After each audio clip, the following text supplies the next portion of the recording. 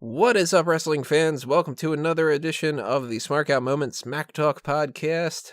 I'm your host, as always, Tony Mango, and joining me on this episode are the usual suspects, Callum Wiggins. Instead of a mailbag, I think we should just be more inclusive and have a female bag instead.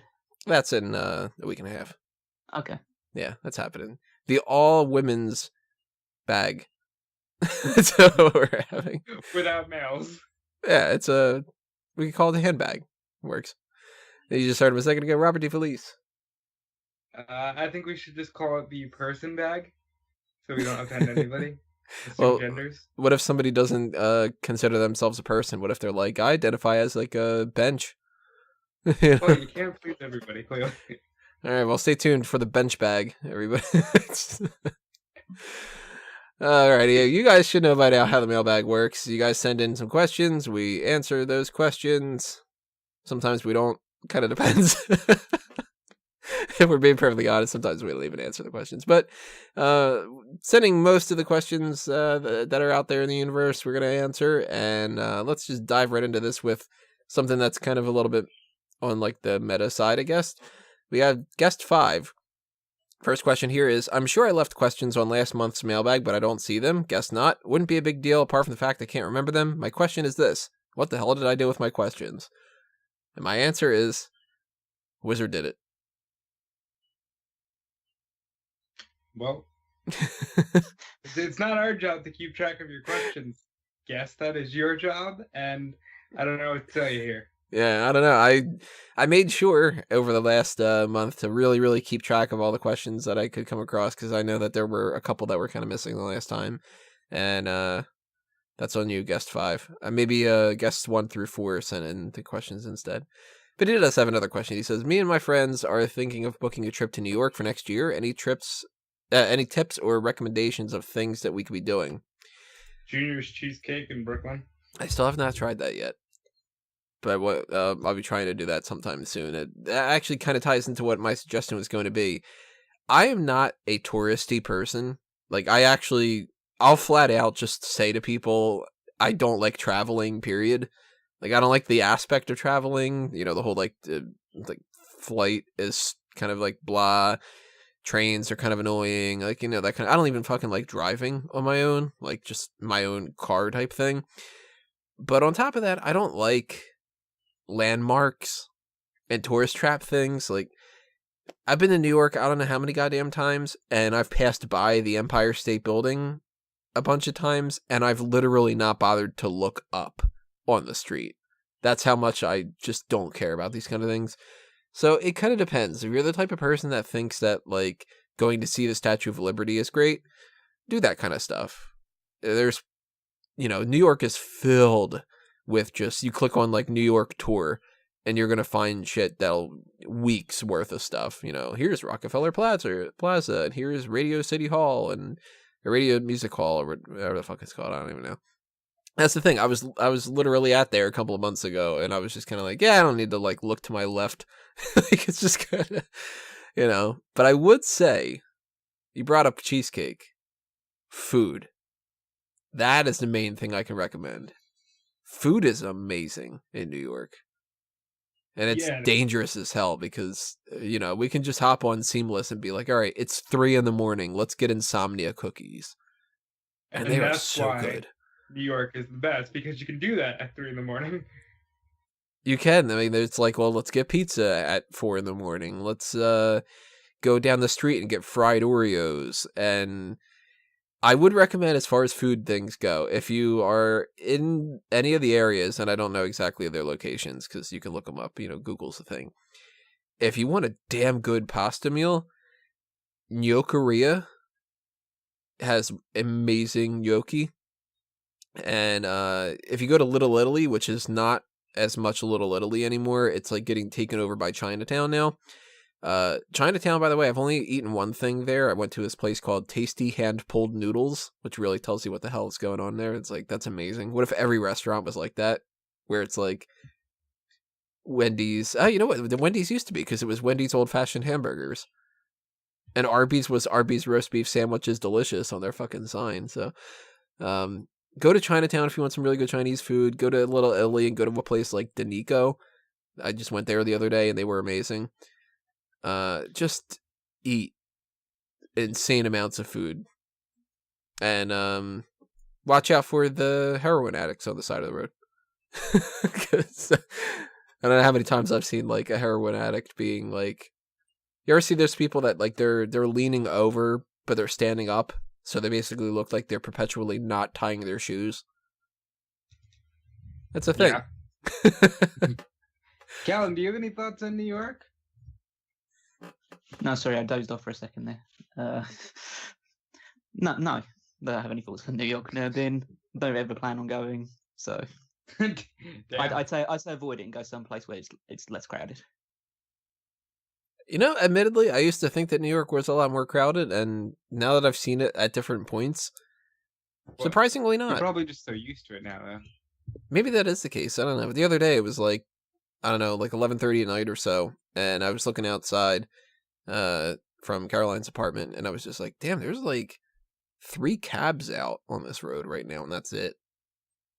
Just sort of like, that's kind of crazy. I used to not like New York a lot, and now there's like lots of positives. One of them being food. Any other things you could think of, like touristy kind of things for Guest 5 to do? I like I mentioned before, like I'm not going to be the type of person that's like, make sure that you check out this and make sure you check out that. None of that matters to me. Well, no, food is really why I love New York. So, you know. Oh, for that matter, don't do any of the things that seem like it's stuff to do. Like Times Square is not all that fun. Yeah, but I guess he'll probably think it is because he's a tourist. Yeah. Go there, look around for 10 minutes. Don't eat there. The food's overpriced. I would agree with that. Yeah. At the very least, if you really, really like Forrest Gump, go to Bubba Gump. But yeah, just, you know, play it by ear, have fun, and kind of do it like that. Let's go to Isaac Allen's questions. Number 1 from him is, rank the 4 SmackDown sets. You got the rings, you got the fist, you got the HD thing, and you got today's. I like the current one the best. I think it's very clean.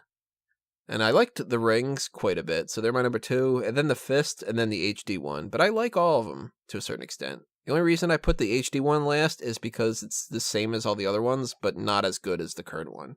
So it's kind of like, I can't rank it really like that much higher, you know. It's 4th by default. I'm assuming you guys are both going to go with the fist as the first. Fist is definitely the top for me. And then the rings, and then the HD. And then what we have now. Huh. Yeah, I'd go fist, rings, today's, and then the HD ones. I mean, today's one and HD one, they're not terrible, but I kind of like just associate them with really homogenized crap. That's a good way to put it. So the rings of the fist at least had a bit of it separated itself from Raw, because like the SmackDown set is just the same as the Raw one but blue nowadays. My issue with the fist is it's a little bit too busy. That's why I like the rings a lot. The rings are pretty, like, you know, they have a little bit of flair to them, but they're not overbearing. The fist itself is cool. All the cracked kind of part, that's what throws me off. So I guess give me a fist inside of rings, and then I'll be really happy with that. Maybe that's what we're going with. I got another question from SmackDown side of things. Who's the best and the worst GM of SmackDown? There's a few good ones. General manager. I'm gonna say Teddy Long for best. Yeah, I'm going Teddy the best too. I'd go Daniel Bryan. I think he was the most like fair and actually influenced things go forward. Teddy Long's become too much for a catchphrase, essentially. Of a meme. Yeah, he's a meme. He's a tag team meme. Worst. Oh, there's quite a lot. I mean, part of me just wants to say Stephanie McMahon because it's Stephanie McMahon, and that's always a reason to hate everything about that situation. But I'd probably go Booker T because I literally can't remember him ever being SmackDown general manager. That's literally wrote down too. I said I'll go with Booker T because I honestly forgot he even was the general manager. And I genuinely forgot he was general manager, so I will also say Booker T. I couldn't remember a single thing that he did, so I don't know how long he was GM. When was he but GM? I don't know. He was GM after when they had this, for some reason they had this like spate of guest general managers. Like you had people like Vic Guerrero coming up for 1 week. Zack Ryder, I think, was general manager for 1 week or stuff like that. And then Vince McMahon just made Booker T general manager, and then he was general manager for about 8 months. Wow. And then got injured somehow and got taken off TV, even though he wasn't wrestling or competing at that point. Was this the whole Ziggler feud? Potentially. Like I say, I literally don't remember anything about it. The only thing I remember is that even though he's like a completely unmemorable general manager, he managed to create a giant like team of staff behind him, because he had Teddy Long as his assistant, and he also had Eve Torres as like a secretary, essentially. God, I don't Like- remember like any of this. I know, but it's like 2013, so it's a time best forgotten. Who's the dog picking? The dog is going with Vicky Guerrero because they sound alike. Booker T. Let's see. We've got how big is Batista's dick? It's fun. Have you ever been asked this question before? I've never been asked this question. I have not been asked that, but I know that that's a thing. Oh yeah, that's like the big, like kayfabe commentary thing. Yeah. I don't think anybody's ever suggested that for a mailbag yet, so that made me laugh.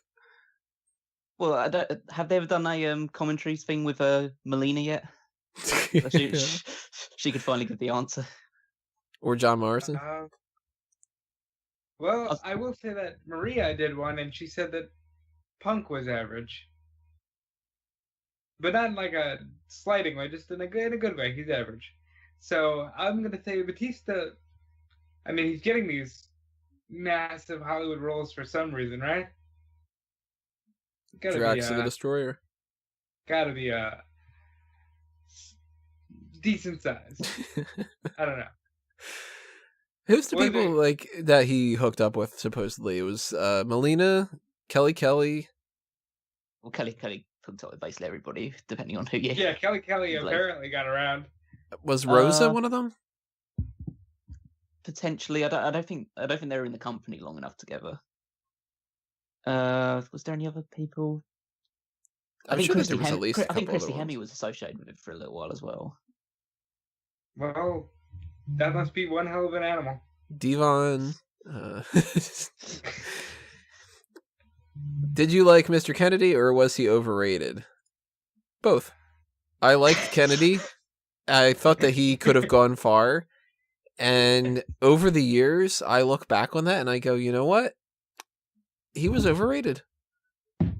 That's exactly the right opinion to take, in the fact that he was kind of good for his time, and he was good on the microphone, and he had an entertaining character. But he wasn't very good in the ring. No, he wasn't really. And at the end of the day, he's kind of just a blip on the radar. Like obviously they had big plans for him being like either Vince McMahon's illegitimate son or like a world champion with the Money in the Bank thing. But yeah, he just at the end of the day, he really just didn't amount to anything. Even in TNA as well, even though he won the world championship a couple of times, he really just felt like, okay, you're here, and I'm going to enjoy the show a lot better when you're out of here. Kennedy is the definition of perception being reality, because when they were pushing him and you kind of felt like, all right, I can see it. He's got some charisma. You know, he's good on the mic, as you guys were saying, and I believed that Kennedy was going to be a big deal for a while. And then after he lost the Money in the Bank and all that stuff went down where he got suspended, he just never felt like a big deal. And then it just really came across like, all right, you're forcing this guy, and the, Kennedy stuff is really old, and it never got better. And then he went to TNA and he tried so hard to get over the word asshole. I still love so much when he and Jeff Hardy were a tag team, They were the enigmatic assholes. The enigmatic assholes, and Taz is like, I love that name. The and I'm just gonna call them the assholes. I was like, Taz knows. He's just kind of like, fuck this. I'm not that good enough. I think Kennedy was the dictionary definition of. Well, he was basically the template for. Oh, you came from WWE. We've got to give you a world championship, because there's no other reason you give Kennedy a world championship other than the fact that he was previously famous in WWE. Yeah, they had that problem too. What do you guys think about the idea of Kennedy's worked for, I forget the name of which boxing affiliation He's an announcer, yeah. But he's an announcer for that. And I don't watch boxing, but I listened to him doing that, and I was just like, the best thing that Kennedy had going for him essentially was his intro announcing kind of thing there. You guys like the idea of that he could potentially come into WWE as an announcer? No, I don't want him associated with WWE because they'll be too tempted to be like, hey, remember this? Kennedy, it would just get annoying. I don't want to see it. Yeah, and I imagine they wouldn't allow him to announce any Randy Orton matches. Well, imagine a scenario where, say, Triple H, because he's reasonable, he hires them, and we just see, on SmackDown or NXT or whatever the case may be. NXT would be amazing for it because NXT doesn't have a good announcer. They keep using, Caleb Braxton and everybody, and they are just awful. Greg Hamilton's good enough for SmackDown. JoJo's got Raw. Even though JoJo annoys the crap out of me with how, everything is, Roman Reigns. Everything is that same fucking pattern. You just, one day you turn it on and it's, in the ring is Ken Anderson. He's not even referred to as Mr. Kennedy. He's just, ring announcer as Ken Anderson. That'd be kind of cool, I think. I'd also be okay with him being a general manager. I think his mic work could do well for that kind of a thing. Don't think he's PG enough for this era. You know who's the exact opposite of him, and that's great as a character, not great as an announcer? Brandy Rhodes. Did not care for her as an announcer. No, they have a tendency of taking a lot of women and throwing them into the announcer role, even though they're not announcer types. And Lillian and JoJo, they have that kind of singing sort of background, so it's they're better at that. But you can't just take, I don't know, Dasha Fuentes and just be like, yeah, okay, you wanted to be a wrestler, but you're going to be a backstage interviewer, but can you also be an announcer? Just because you have a microphone doesn't mean that you can do it. I can't be a fucking announcer. I'd be a terrible announcer. I got a microphone in front of me. If you guys were an announcer, how would you say the following contest is for the United States Championship? That's request work. I don't do that stuff. Oh well. I'd rather say it's for the Intercontinental. In order to get me to do that, you have to donate money to Patreon. So fuck you, I'm not working for free. I hated the way Brandy would say it. Could you put the emphasis weird? It would be the United States Championship instead of saying the United States. Tony Chimmel was good at announcing. Why didn't they keep him on board? Is what I'm trying to say. Because he became a joke for the Rated R Steve stuff. Yeah, I'm so glad that they put him back on that. Yeah. The emphasis thing, that's a problem that a couple people have in certain regards. For a sentence like that, it's the following contest is scheduled for one fall, and then everybody goes, one fall, and it is for the United States Championship. You gotta be perfect. You can't be and it's for the United States Championship or something. Then you're just kind of wait, what? Brandy Rhodes, go the United States. Yeah, you gotta. That's the type of thing where it's the whole emphasis on the wrong syllable type thing, and that should be one of the few errors that you have to correct as far as an announcer type thing, because it's just talking. If you have the right voice for it, all you gotta do is talk and be excited. That's it. I forget whose questions were on. What were they? Isaac Allen. Okay, so last one. What do you think of the Hip Break Kid's new hairdo? We all hate it, right? Bald HBK. I don't like it at all, but I think it's oddly better than the initial. I'm just gonna cut it short. Yeah, I think I'm okay with the fact that he's just accepted the fact that he's been bald pretty much. Well, he's been partially bald probably since the late 90s. So the fact that he's embracing it now is it's okay. It's going to take some getting used to, but he's only going to have like a few more matches here and there. So it's not the worst thing in the world. I don't like my HBK looking like Stone Cold. Give him a wig. Fucking face like paint, something. Like, I think they gave the Undertaker wigs over the time as well when like he had his hair cut short and they wanted to pretend that he hadn't cut it for a while, so they just put him on a wig under his hat. I hated all those different hairstyles for Undertaker too. That like Widow's Peak thing happening, and I really hated short. I'm gonna start to spoil myself because I'm a mid-40s mom haircut that Undertaker had for a little bit. All that kind of stuff. No, give me long hair, dark black Undertaker hair, and that's the best thing. And give me, you know what? I'll fucking take balding, long-haired Shawn Michaels more than bald Shawn Michaels. Do a comb over. I don't know. I don't like the bald thing. That threw me off so much. When he's got that cowboy hat on, it's not noticeable. But when that got knocked off and he had that, like, it wasn't even like a full, like, bandana, was it? Wasn't it just kind of like a headband, sort of? And it was just kind of like a headband and, like, bald. And it was like, whoa, I don't like this. This reminds me that I'm getting older and this is not fun. Not a fan. Yeah, I think that's the major problem. Let's see. Let's go to Peter's questions. Do you guys play Dungeons and Dragons? My character is named Havoc after Son of Havoc. Never played D&D in my entire life. But Dace actually does a show on, I think it's Thursdays. So if you're interested in checking that out, check out the Dace Man and Friends. I've never, like, dived headfirst and have had a full-on character. I've played, you know, a lot of the video games and stuff, but I've never actually done any tabletop D&D. They have video games? Yeah. Didn't even know. I've kind of like dabbled here and there. A lot of my friends play it fairly religiously, but because of time differences and stuff like that, and I'm not as someone to just go into this role-playing game genre. I'm a big like board game and video game player, but the role-playing aspect of it is just a little bit. It's fun. I just think I'd get tired of it pretty quickly.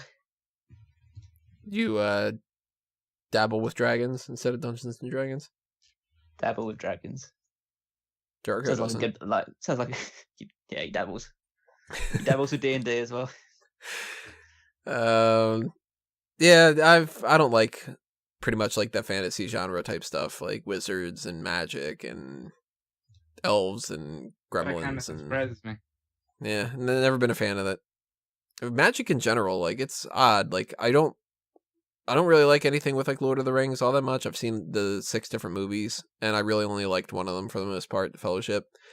Return of the King had some good parts, but even like Harry Potter, I'm not the biggest Harry Potter fan. I've read 3 of the books and I saw all the movies, and I'm sure I'll watch Fantastic Beasts 2 at some point. But Magic too, even Doctor Strange. I'm not even a big Doctor Strange fan. There's something about magic that I just don't like, I guess. Clearly, you're not whimsical enough.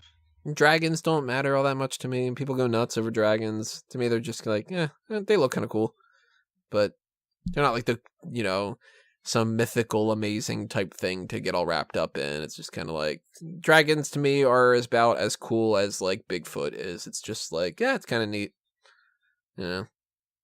That's why I don't watch Game of Thrones either.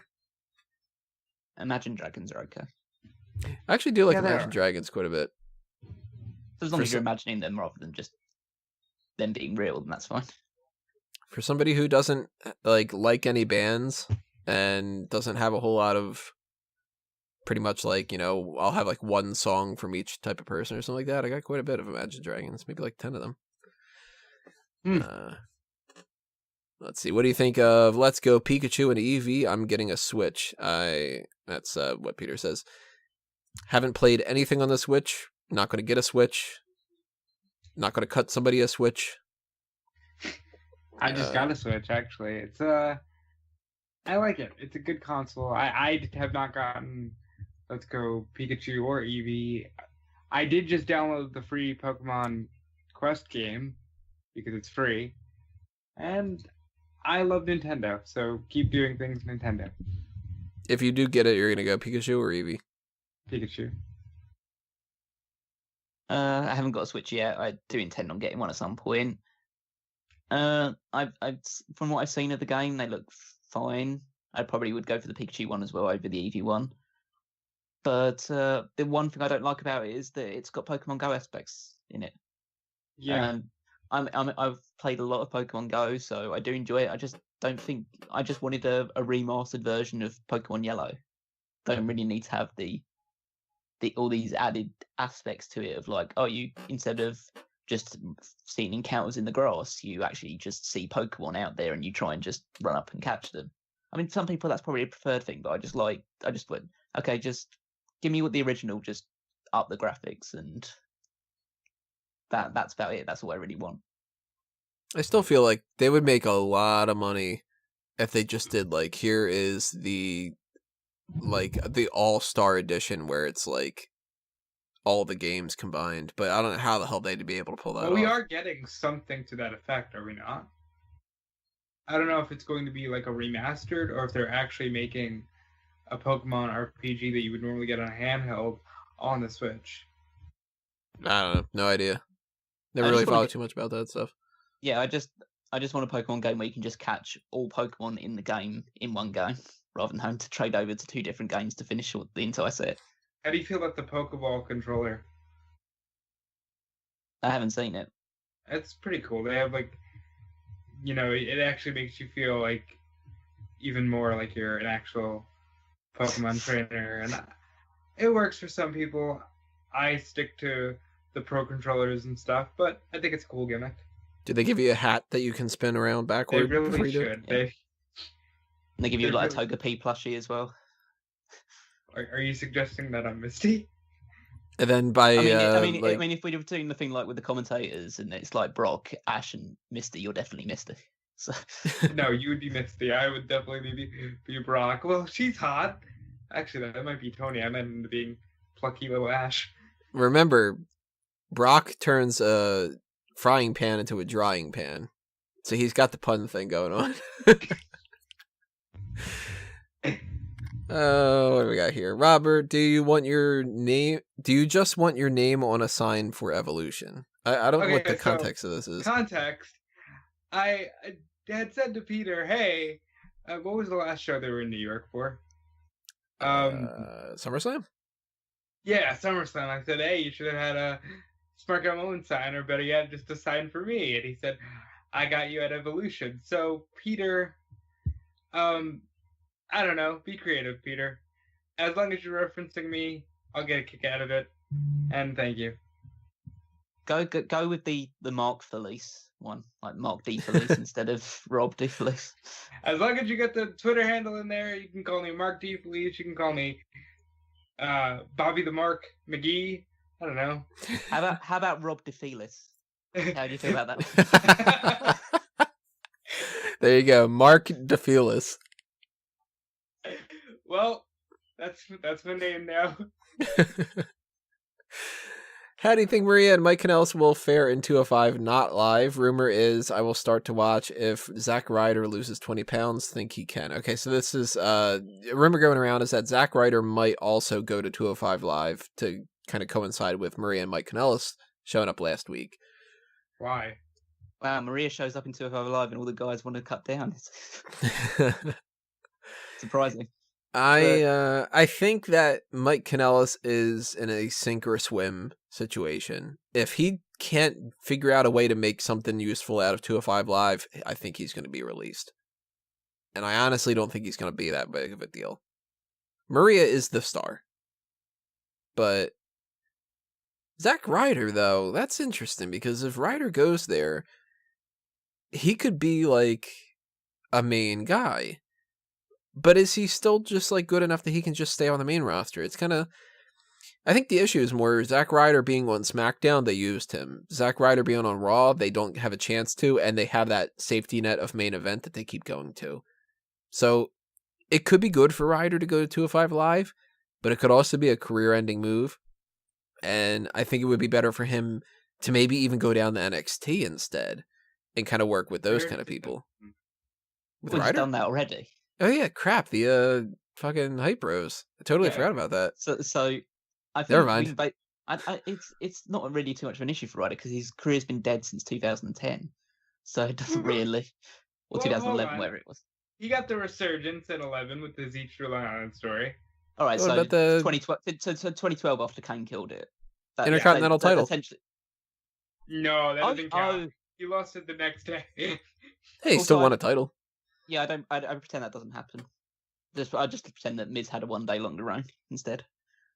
But it's just a case of, yeah, Ryder could go to 205 Live. It might just encourage loads of other people that aren't being used on Raw just to try and cut as much weight as possible and try and get onto it. Because at the end of the day, you're still getting paid, and you might actually wrestle every now and again and do what you want to do rather than just being on house shows. Why didn't they just put him back with Hawkins and just have them be a tag team? Well, I why have don't they just no release? idea. Why don't they just release him? He's not worth anything anymore. Like Peter obviously likes him, but he's probably one of the 5 or 6 remaining fans that he has. So it's just a case of they just don't release people because they don't want them to get bigger deals on the independent scene and show them, okay, so if you'd have used me, then this is what could have happened. They stockpile wrestlers now. That's what they do. Why do you think there hasn't been a huge clear out of superstars in the last year or so? That's true, actually. They're I don't know. I still like Ryder, but I guess I'm being biased as somebody who's from New York. I'm not having an issue with Zack Ryder himself. It's just a case of he's at the same level as someone like Mojo Rawley or No Way Jose or Mike Bennett before he went to 205 Live or Sin Cara. They're just people that are just there on the roster. They don't have any value anymore. Well, if No Way Jose can drop 40 pounds and go to 205 Live, I think that'll help him. Well, I think if he loses the afro, that would probably help. And the conga line that follows him as well. Do you guys think Kanellis is going to win the title and the Yes, Cruiserweight title at some point? I can't imagine him winning it. I haven't seen anything of his personality, really. He hasn't done anything. So right now, he's just a jobber. The only thing he's done is, hey, I'm Maria's husband. You know me.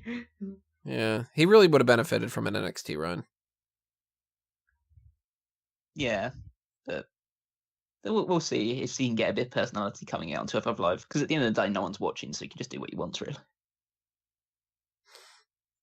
What do you think of Carmella and Summer Rae's new hair color? Yeah, they both have that reddish burnt kind of thing going on. I hate it. They're both better looking as blondes. I don't mind. I don't like it. Yeah, I don't really. I don't spend too much hair time color and thinking stuff about like it. Yeah, it's just change it up. She's I now think it baby, just- so she has different hair color. It just looks so fake to me, that color. It's actually her natural hair color. That is? Yeah.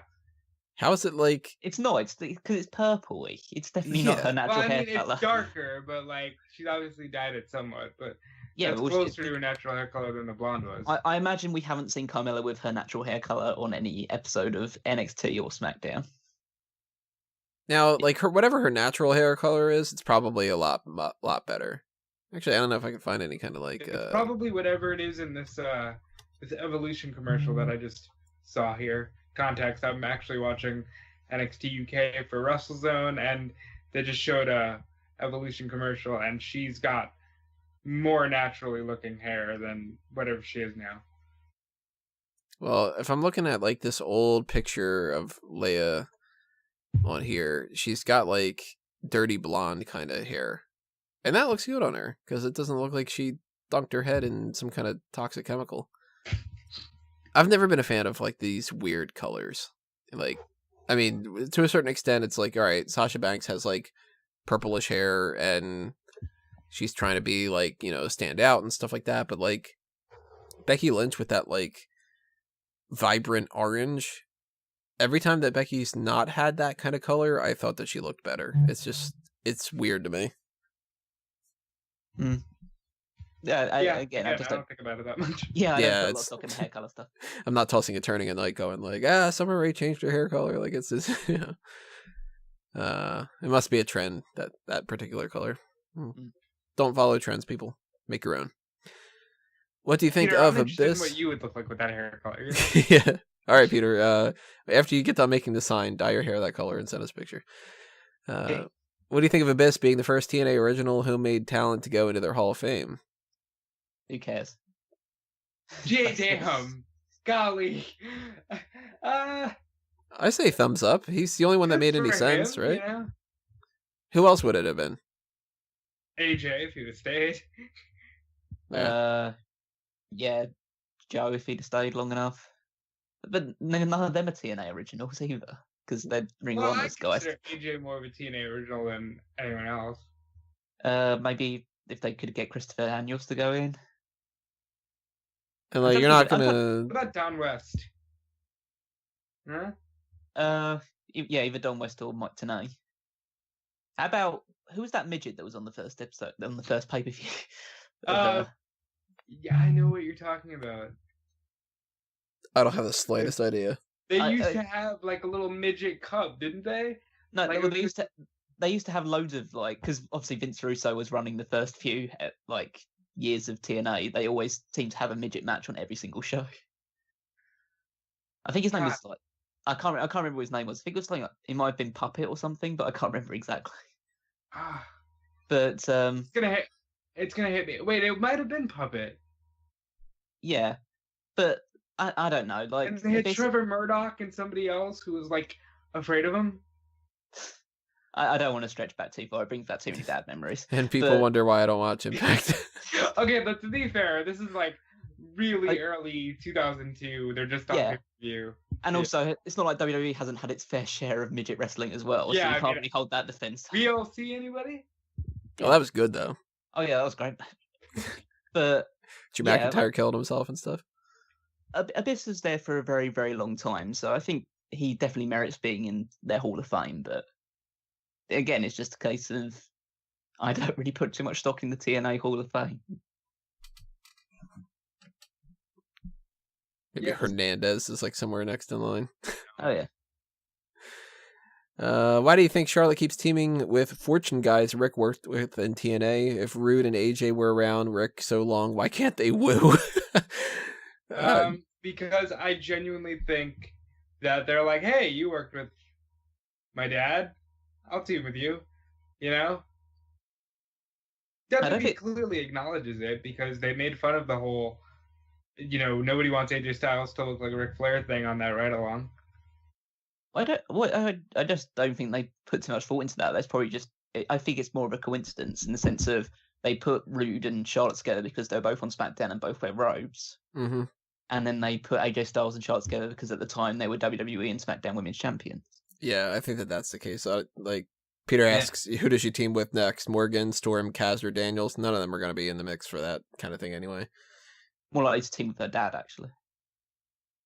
Sadly, yeah. Ugh, Ric Flair coming back. we don't need that. Not Keep that now. thing in your pants. Has Dean Ambrose ever used a Fisherman Suplex Perfectplex? 2K19 thinks it's his finisher. That's weird if What? that's the case.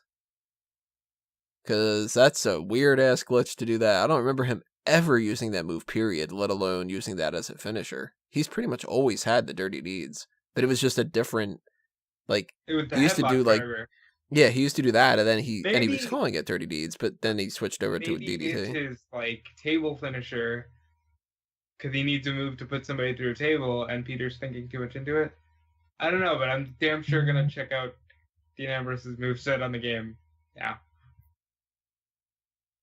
Yeah, that it's maybe he used it on the indies, or like he's done it every now and again. I can't remember him ever using it. I definitely wouldn't call it a finisher, but I think in the previous game his finisher was just two different versions of the Dirty Deeds.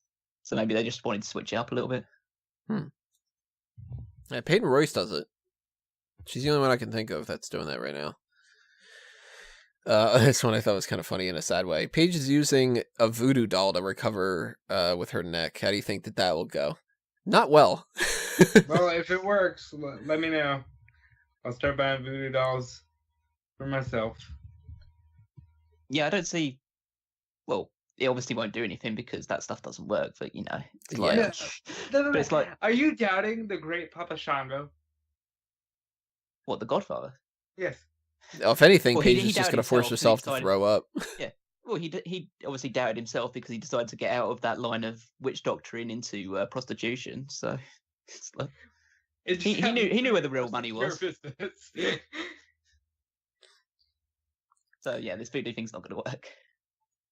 Let's see here. This is going to be we're going to kind of rush through this a little bit because we don't want to talk forever about it. But Peter asks, any thoughts on SmackDown 1000? Yes. I wrote up an SmackDown article. 999.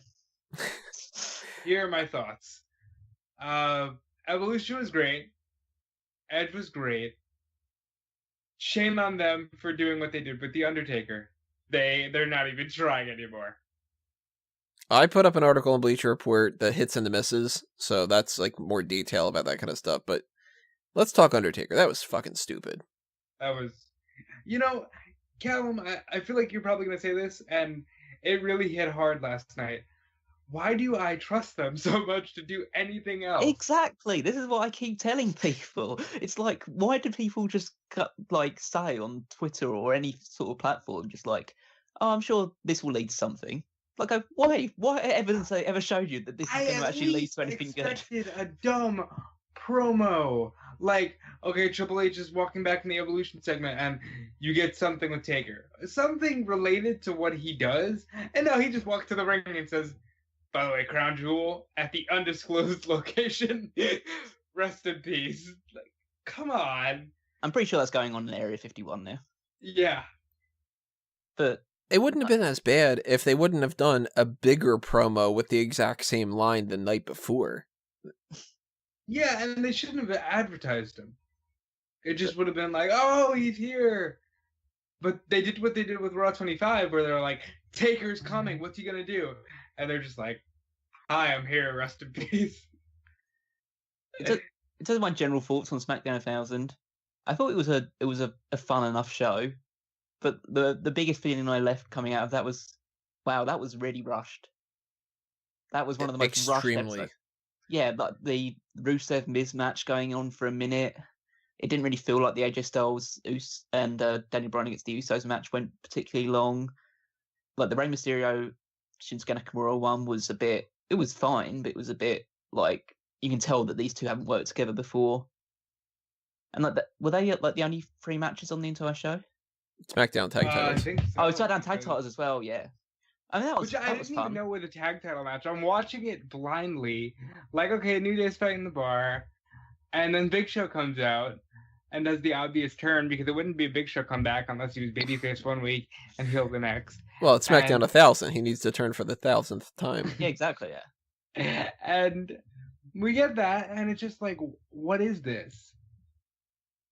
I thought it was fun. They wanted a title change on SmackDown 1000. Well, no, that's it. I enjoyed it. It's just that I didn't know it was for the belt. I don't know if the Big Show is the third wheel that the Bar needs. I would have obviously called in Cassius Ohno for this.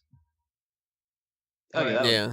Yeah, well, he's still in NXT until Matt Riddle comes and beats him up in the next takeover. But what we've been saying, I keep feeling like, okay, so Ohno has to go up now, right? Ohno has to go up now, right? And he never does. Nah, I don't think he's coming up at all. Yeah, I think he's almost a lifer in NXT now.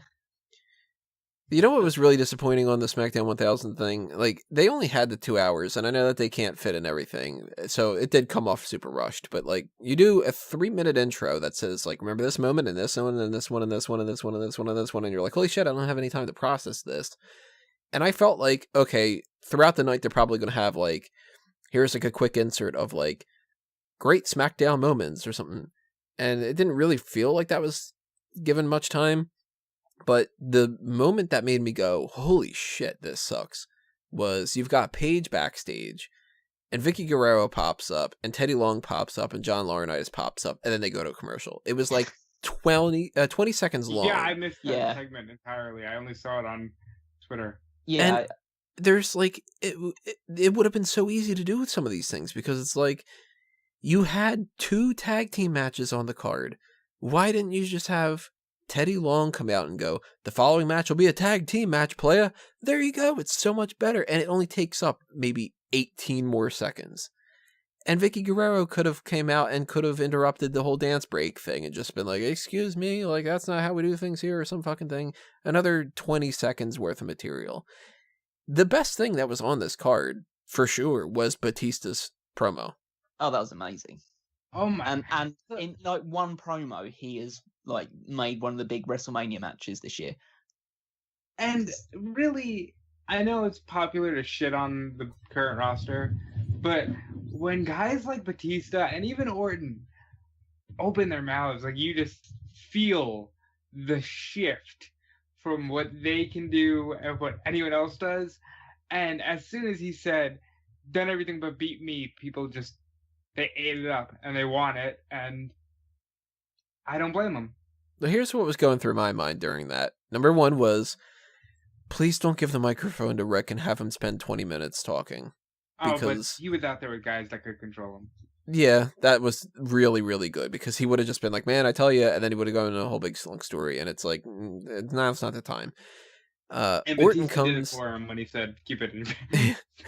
Orton starts talking, and I'm thinking, crap, they're going to fall into a trap here where, like, he's going to be cheered, and he can't be because he's a real big heel right now, but they have him do the whole, like, well, you know, Batista's been in a makeup chair, and, like, Ric Flair's, you know, whatever, and Triple H, fuck you, kind of a thing and stuff, and I was like, my God, that's amazing. They actually, like, used logic here, and Randy Orton took what could have been a babyface trap to fall into, and he turned it into, yeah, but I'm the best, and fuck you all, I'm a heel. And then Batista gets there. They single-handedly set up Batista and Randy if they wanted to, and then Batista Triple H. Well, then Batista comes out, and Batista's never been a good mic guy. It's just, you know, he's been fine in certain regards, but talking about a guy that's like, you know, basketballs don't have feelings or whatever the fuck it was and stuff. They don't like, hold grudges. Don't hold grudges, that's what it was. And he knocks it out of the park. He talks about the hometown thing, so it's like, yay, you know, we're fucking Washington, D.C. too, that kind of a thing. He references his past legacy. He jokes about Blue Tista and Bootista. So he acknowledges, like, yeah, my last run kind of sucked, but you guys still love me, right? He sets up that he's got this potential thing with Triple H, which I admit, I don't want Batista versus Triple H at WrestleMania.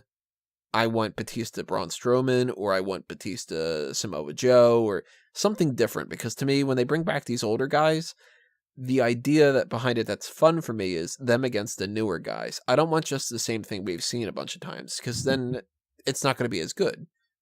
You know, we've already had Batista Triple H in a bunch of matches.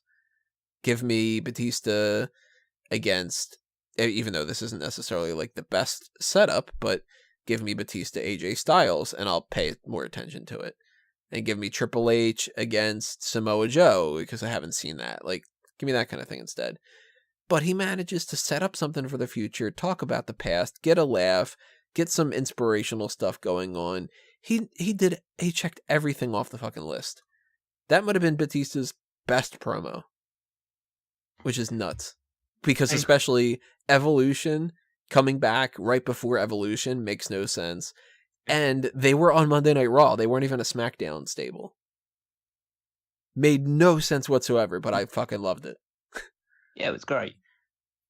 If I just go one more final thing about SmackDown 1000, just as a general round off, because obviously there was elements of the show like dislike, the rushed element of it, but towards the very start of it, if all this furore over WWE being like bad role models with the Saudi Arabia thing, and the like Evolution card not being as good as it could be, and the product sucking and being creatively stifling, and then Vince McMahon's music hits and the crowd are singing his theme tune and bowing to him and just like cheering and rapturously applauding him, I just have to say every single person in that arena deserves to get raped and fucked by this company for all their money and dignity. That's essentially it. Oh, we know that you're not going to be putting that up on Bleacher Report.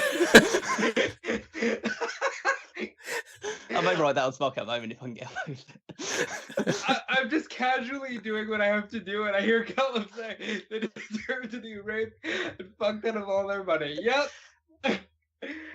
Which I can see where he's coming from. I don't mean literally get raped, but I mean just like I know you how, don't. It's hysterical. just how the company just like they deserve to have like this creatively stifling product, because as soon as the guy who's running the entire thing and is essentially causing all of these problems comes out, they're just like kissing his ass immediately. You might as well just be bending over in front of all of them, and they just. And also that segment with the evolution gives the good nostalgia feels. yeah, but it's like that segment with the McMahons at the start of it just didn't need to go on as long. It just seemed to be almost like them giving themselves an ego how shitty things have been going the last couple of weeks. Holy shit! The ratings just came out. SmackDown got an 0.92. Oh my god! What? That can't be right. Last week's was an 0.67. That's not. I mean, to be fair, it's a big show, so. Still, that's like. No, that might beat. Is that potentially going to beat Raw? I think it did. I think. Let me double check that real quick though. But I don't remember typing out 0.92 for Raw. I think that was 0.8 something. Raw was an 0.89. SmackDown beat Raw. Yay! What is happening? Well, they had a special show, so I assume just a load of casuals decided to actually tune in SmackDown this week. Yeah, well, Evolution. It's a mystery. Final question from Peter. When was the last time a heel got real heel heat from you? Nothing to do with Elias, but Marty the Mouth Martinez, who beat after Phoenix attacked. There's a whole long thing. I won't bother reading that. You can check it out on the website, everybody. Cutting down on time here. But basically, he hopes Pentagon fucks up Martinez, I guess. I don't know who Martinez is. The last heel heat that was legitimate for me that I could think of was Brock Lesnar fucking up John Cena at Extreme Rules. Because during that, I'm sitting in the basement. We're all kind of just like eating some pizza and just being like, this match sucked. This match might be good. Who do you think's going to win this? Doing the typical arguments of like Chuck saying that Bret Hart was better than Shawn Michaels. Fuck Shawn Michaels. Like that kind of a thing and stuff. And Brock Lesnar's there, John Cena. We're all kind of tentatively going, are we rooting for John Cena here a little bit? And he starts, beating the shit out of him. And we all start flipping out. We're like, oh, I hope that John Cena fucks him up. And like, we're all like really getting into this and stuff. And that's the last time I can remember something happening like that. Because almost every other heat situation that I've got going on is on like the smarky side of things. Like, I'm going to be pissed at you because you shouldn't have done that for the booking strategy. Not like, boo, Elias said, this town sucks and I'm from the town, or, like that kind of thing. Like that, I'm so wrapped up in trying to analyze everything, I can never really enjoy it like that, all that much.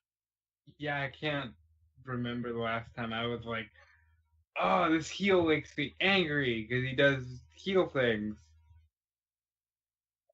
Yeah, I kind of nowadays get a kick out of the heels being heels. Like when I actually see a heel genuinely trying to get heat and not just playing up to the crowd and stuff along those lines, then I just get, I'm just more like applauding them for doing a good job. It probably would be time when I thought wrestling was still real. That was probably the last time that it got legitimate heel heat. Maybe something along the lines of, I mean, it probably would be something to do with Del Rio, but that's just because you want him out of the company. But maybe Lesnar actually beating the streak, just because I was like, are you fucking kidding? This fucking guy? Like, see, I think that's more of a Smarky thing though, because it's like, this guy shouldn't have been the one to beat the Undertaker. Yeah, more so than, damn it, he won and I'm mad at Brock Lesnar. It's more like, Yeah, I think the heat translates to the, because at that point in time, I kind of went that my heat transfers to the people writing it as opposed to the actual character itself. Because I didn't hate Brock Lesnar more after that. I mean, I kind of did because he agreed to it, and he probably could have said, "No, I'm not going to do that." But it's more along the lines of, "Oh yeah, they decided to just do it and didn't follow up on it properly." So. Yeah, it's hard, I guess, because we're so really invested. I think I remember one in particular is probably when JBL beat Eddie Guerrero for the WWE Championship, because that was just like a big fuck you to a that was, how old was I at that point? Like 11 or 12-year-old me. I'll give you one from that era that I can remember clearly. When Bischoff, it's the last Raw of the year, and Shawn beats Hunter. And then Bischoff is like, no, because your shoulders were down too. And it was just like, fuck you. He's finally champion. He finally beat Hunter, and you're going to take the belt away from him. That one was really big for me as a kid. I can't think of a single one other than that Lesnar Cena one for years. Well, what about like just when you were younger?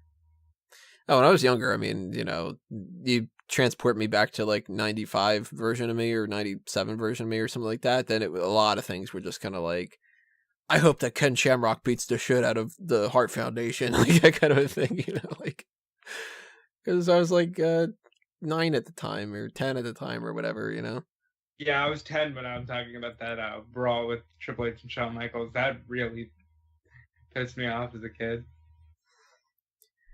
Let's go to Howard's questions. Howard's always on the old school kind of side of things. So, oh, that's the second question. We'll get to that in a second.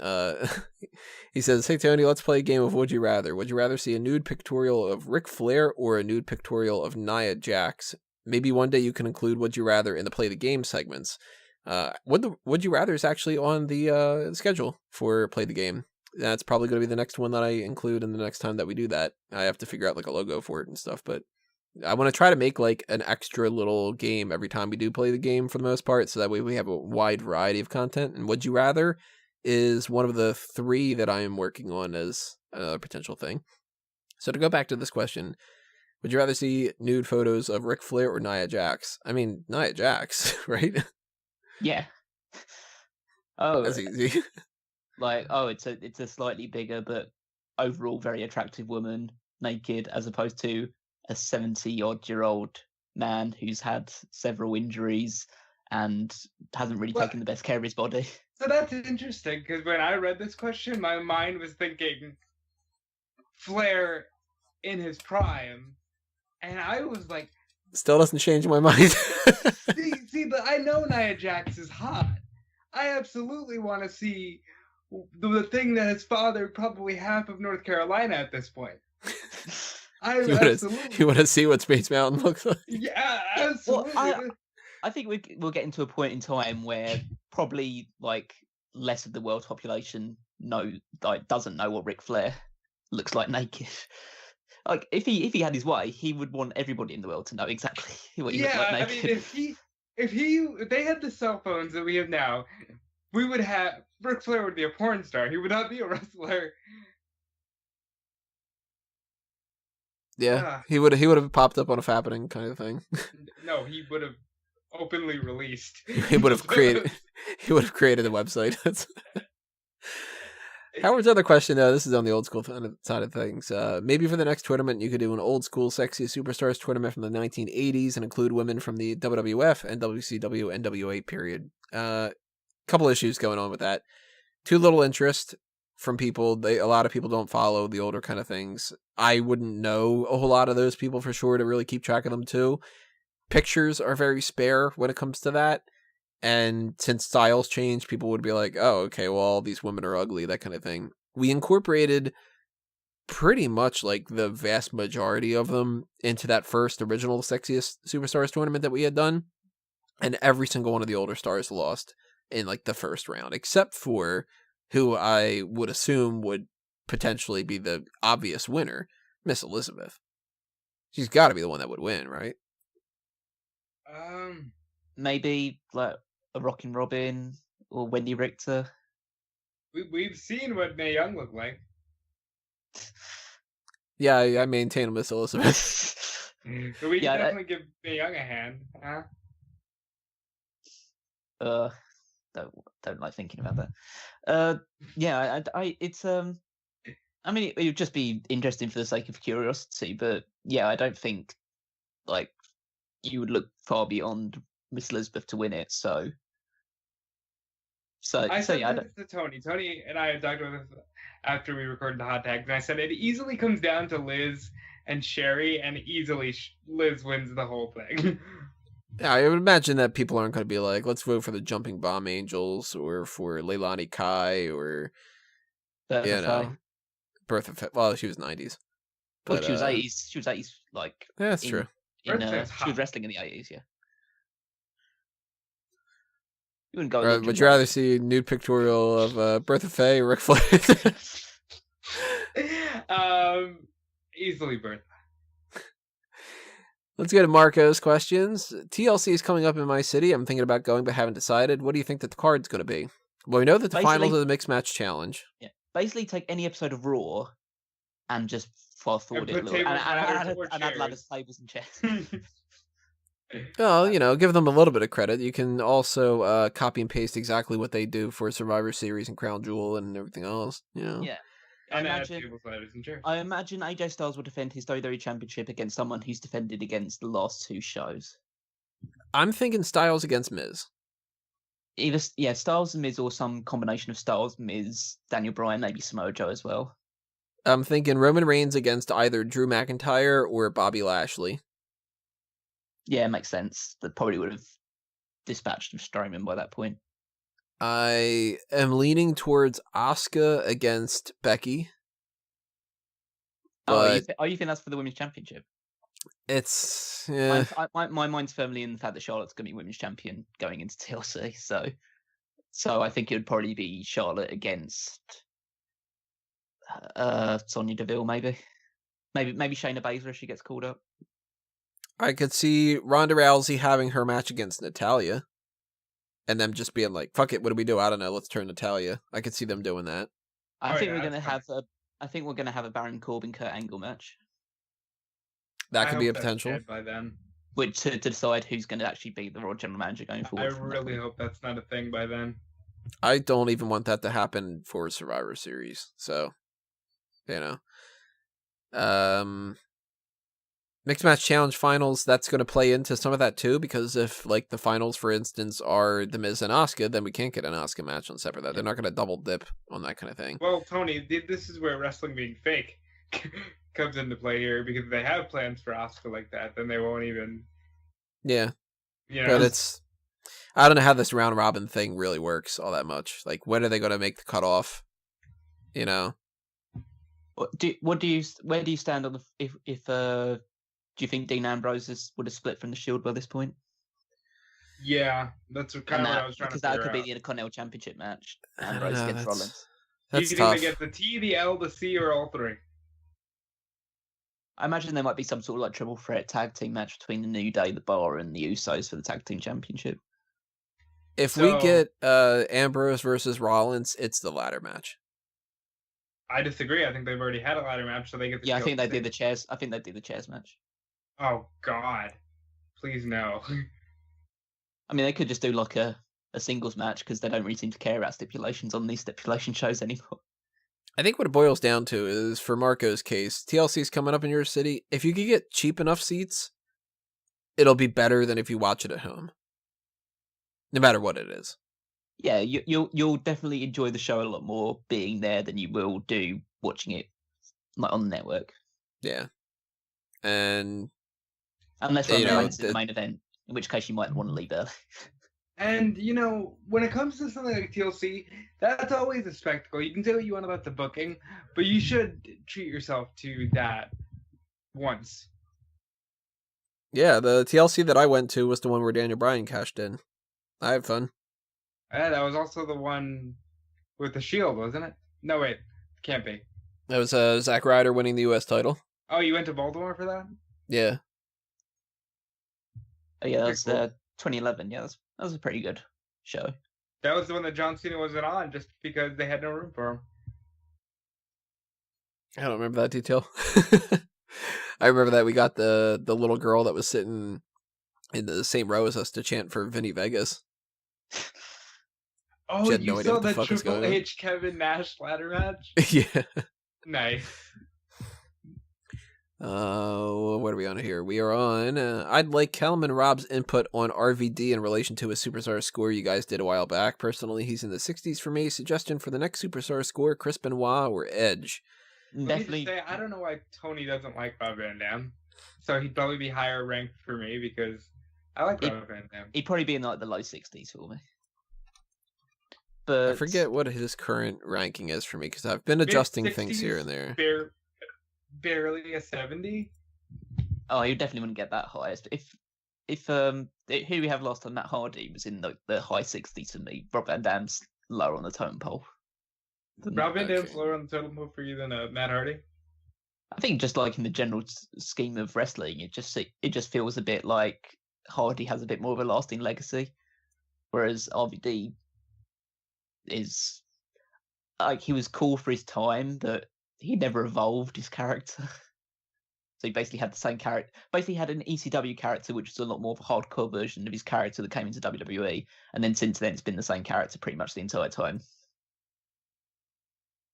I would say, in terms of like suggestions for next superstar score, I don't feel comfortable doing a Chris Benoit one, and I don't feel like I'll ever be comfortable doing a Chris Benoit one. Yeah, it's weird. I was talking about Benoit yesterday on the WrestleZone live stream. I brought him up in a positive manner because I said, I had that the SmackDown 6 and a lot of his work in O2 were some of the best things I saw on SmackDown, and like I don't feel awkward saying that because, you know, for me that's true. Like, yes, he did a heinous thing, but I also have to admit, like, he's a huge part of my wrestling fandom. I don't know if I would ever want to have to analyze his career, especially in the sense of, you know, backstage and making a bad name for yourself because, yeah, he's obviously a zero, and it's just awkward to talk about. But I like Benoit, and Edge is one of my favorites of all time, so I think Edge would be fun to do. Have you found what RVD's score was? He currently, which of course I am in the middle of adjusting, he currently is at a 50. Oh, for fuck's sake, Tony. He is the most average of average wrestlers. I'll probably end up readjusting him, and it'll probably be something along the lines of like a 58 or so. Like, I can't really see him being so high up because RVD's overrated. He's good and like he's athletic, but then it's like can't really cut a promo too well. Doesn't have much character. Horrible for like the backstage behavior type stuff with like the drug side of things and everything. And really, yeah, well, I mean, he got the WWE Championship and immediately threw it away. Yeah, that did happen. That's fucking happened. Okay, yeah. And Yeah, anyway, so- I don't think we can really start taking requests until we've done superstar scores. Michael Tarver. Fuck him. Good lord! What was the mustache guy from NXT? Eli Cottonwood. Oh, yeah, him. Let's do him. I mean, next. he's got high for promo skills. So Well, he's got a high mark for mustache because even though he doesn't have one, his is the best. Fucking awful. What the hell are they thinking with that, dude?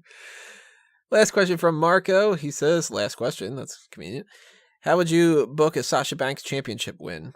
Can I go back in time and undo the 4 quick ones? yeah. I think we've seen that. Sir. I think we've seen this 5 times, really, if you count the NXT one as well.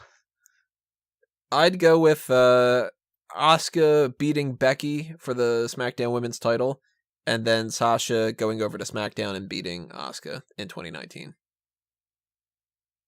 Later half of 2019, because, you know, it's post WrestleMania. So maybe she beats Asuka at like SummerSlam next year, kind of thing. I think you could do something along the lines of I could see her realistically being the one to beat Ronda Rousey, but I'd probably go with a situation of you do like a Sasha Banks Rousey match, Rousey wins, then you do a Bayley Ronda Rousey match and Rousey wins, then you get the triple threat and Sasha essentially uses Bayley or essentially either uses Bayley or crawls over Bayley after Bayley's done all the hard work or something along those lines to get the win, and then you can start converting her into heel. I think when she wins the championship, she needs to do it in a way that will turn her heel. Yeah, it's time for Sasha to be a heel. And I'm going to go a little further here. She needs to be on SmackDown. She needs to be on SmackDown. I think she'll enjoy that environment. I think if I could, like Tony was saying, go back and undo everything, I would just have her be the first SmackDown Women's Champion and let her have a, decent run with the belt before maybe losing it to Becky or even Bayley at that Mania. I would like to see a match between her and Ronda Rousey, maybe at the Royal Rumble. Now that Ronda is like a full-time competitor, I can easily see these things more. I didn't think we would ever get it when I thought she would just be kind of like a Lesnar female. But yeah, she can beat Ronda, turn heel, and then give us Sasha and Bayley in a big match because you keep teasing it, but not delivering it.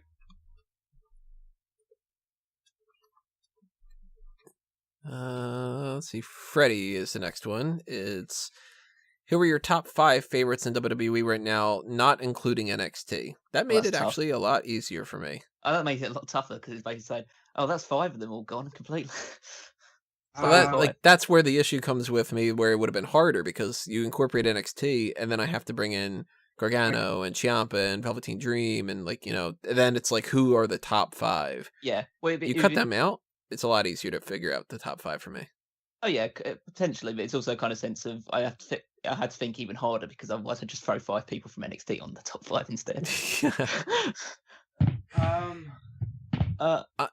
I narrowed it down to Braun Strowman. This is not necessarily in any particular order, but Braun Strowman's probably number 1. Braun Strowman, Kevin Owens, The Miz, AJ Styles, and I was really struggling with number 5. And the 3 that I kind of went with as like a potential were Seth Rollins, Drew Gulak, and the guy that I figured, you know what, fuck it, I'm just going to give the spot to him instead of those 2, TJP. Underrated as fuck. I really like TJP. For me, it would be Seth Rollins, AJ Styles, Sasha Banks, and then we start to get into the area where I need to think a little bit. I know it's genuinely outside of like the forced stuff and the crowd reactions. I like Roman Reigns, I really do, and Daniel Bryan. Yeah, so I mean that's a good collection. My ones would be Daniel Bryan, Samoa Joe, Becky Lynch, obviously. Trying to look at the rest of these. Kevin Owens and Sami Zayn. Becky narrowly missed my top 5. I mean, there's it's a super talented roster, so there's so many good people to choose from. But yeah, I'd be remiss to put like Kevin Owens and Sami Zayn because they're 2 of my favorites. It's hard because I really want to put Drew McIntyre on that list as well, but that's why it's a top 5. Talk to me in January when they're doing more with him, and I think Drew will absolutely be in the top 5 for me. But is he on Booker T's Fave 5? That's the real question. You know what? As Dolph Ziggler said to a lot of people backstage, that means something, I'm sure. Well, some people gave a shit about the SmackDown top 10 too, but well, that was just a thing for Ty Dillinger to be like, hey, 10. Hey, wait, what feud did they book with that? It was like a major feud too. Orton, Jinder, and Bobby. What the fuck? Like, Bobby Roode and Randy Orton should have been a much more naturally booked feud, and here we go with that. You mean to tell me that he's higher than Randy on the SmackDown 10? Ridiculous. Yeah, that sucked. Let's go to Alex's questions, and let's start things off with, will we ever see a UFC or NXT invasion on the main roster? I would assume NXT is a guarantee at some point, but UFC is a no. Yeah. UFC probably not. And NXT, I don't know if they'll ever do a full-on invasion because they've established the perfect, relationship between NXT and the main roster. Somewhere down the line, Survivor Series or something, they've got to get the itch to do NXT versus main roster. Yeah, I think they'll have to do that at some point. They'll pull the trigger on it eventually. The UFC thing wouldn't work because, well, first of all, I don't know whether they'd be allowed to call it like a UFC invasion because it's a completely different company. So it would be like let's assume for a second that Matt Riddle, Conor McGregor, Ronda, and Uriah Faber, let's just say, yeah, all, and then it's the invasion of the Ultimate Fighters, something stupid like that. But then you're also essentially, if you do that sort of thing and they do start to take over, you're essentially saying, well, this is what happens when you put real athletes in WWE. It's like, yeah, they're going to beat everyone up because they actually know how to fight. Well, but then it's a good way to like put over some people who actually have athletic background, like Gable, because he actually has an athletic background. Well, yeah, but you can't put them in the UFC one because they were never in the UFC. Same way you can't put Sonya Deville in that collection because she never actually wrestled for the UFC. Well, no, I meant as like a first line of defense for WWE, kind of like getting them over by saying, hey, Chad Gable can actually compete with these people. Let's put him on the front lines. Who was in the stable that called themselves Shoot Nation in NXT? Oh, it was Angelo Dawkins and Sawyer Fulton, was it? Oh, that's right. Yeah. Yeah. Yeah, I just don't.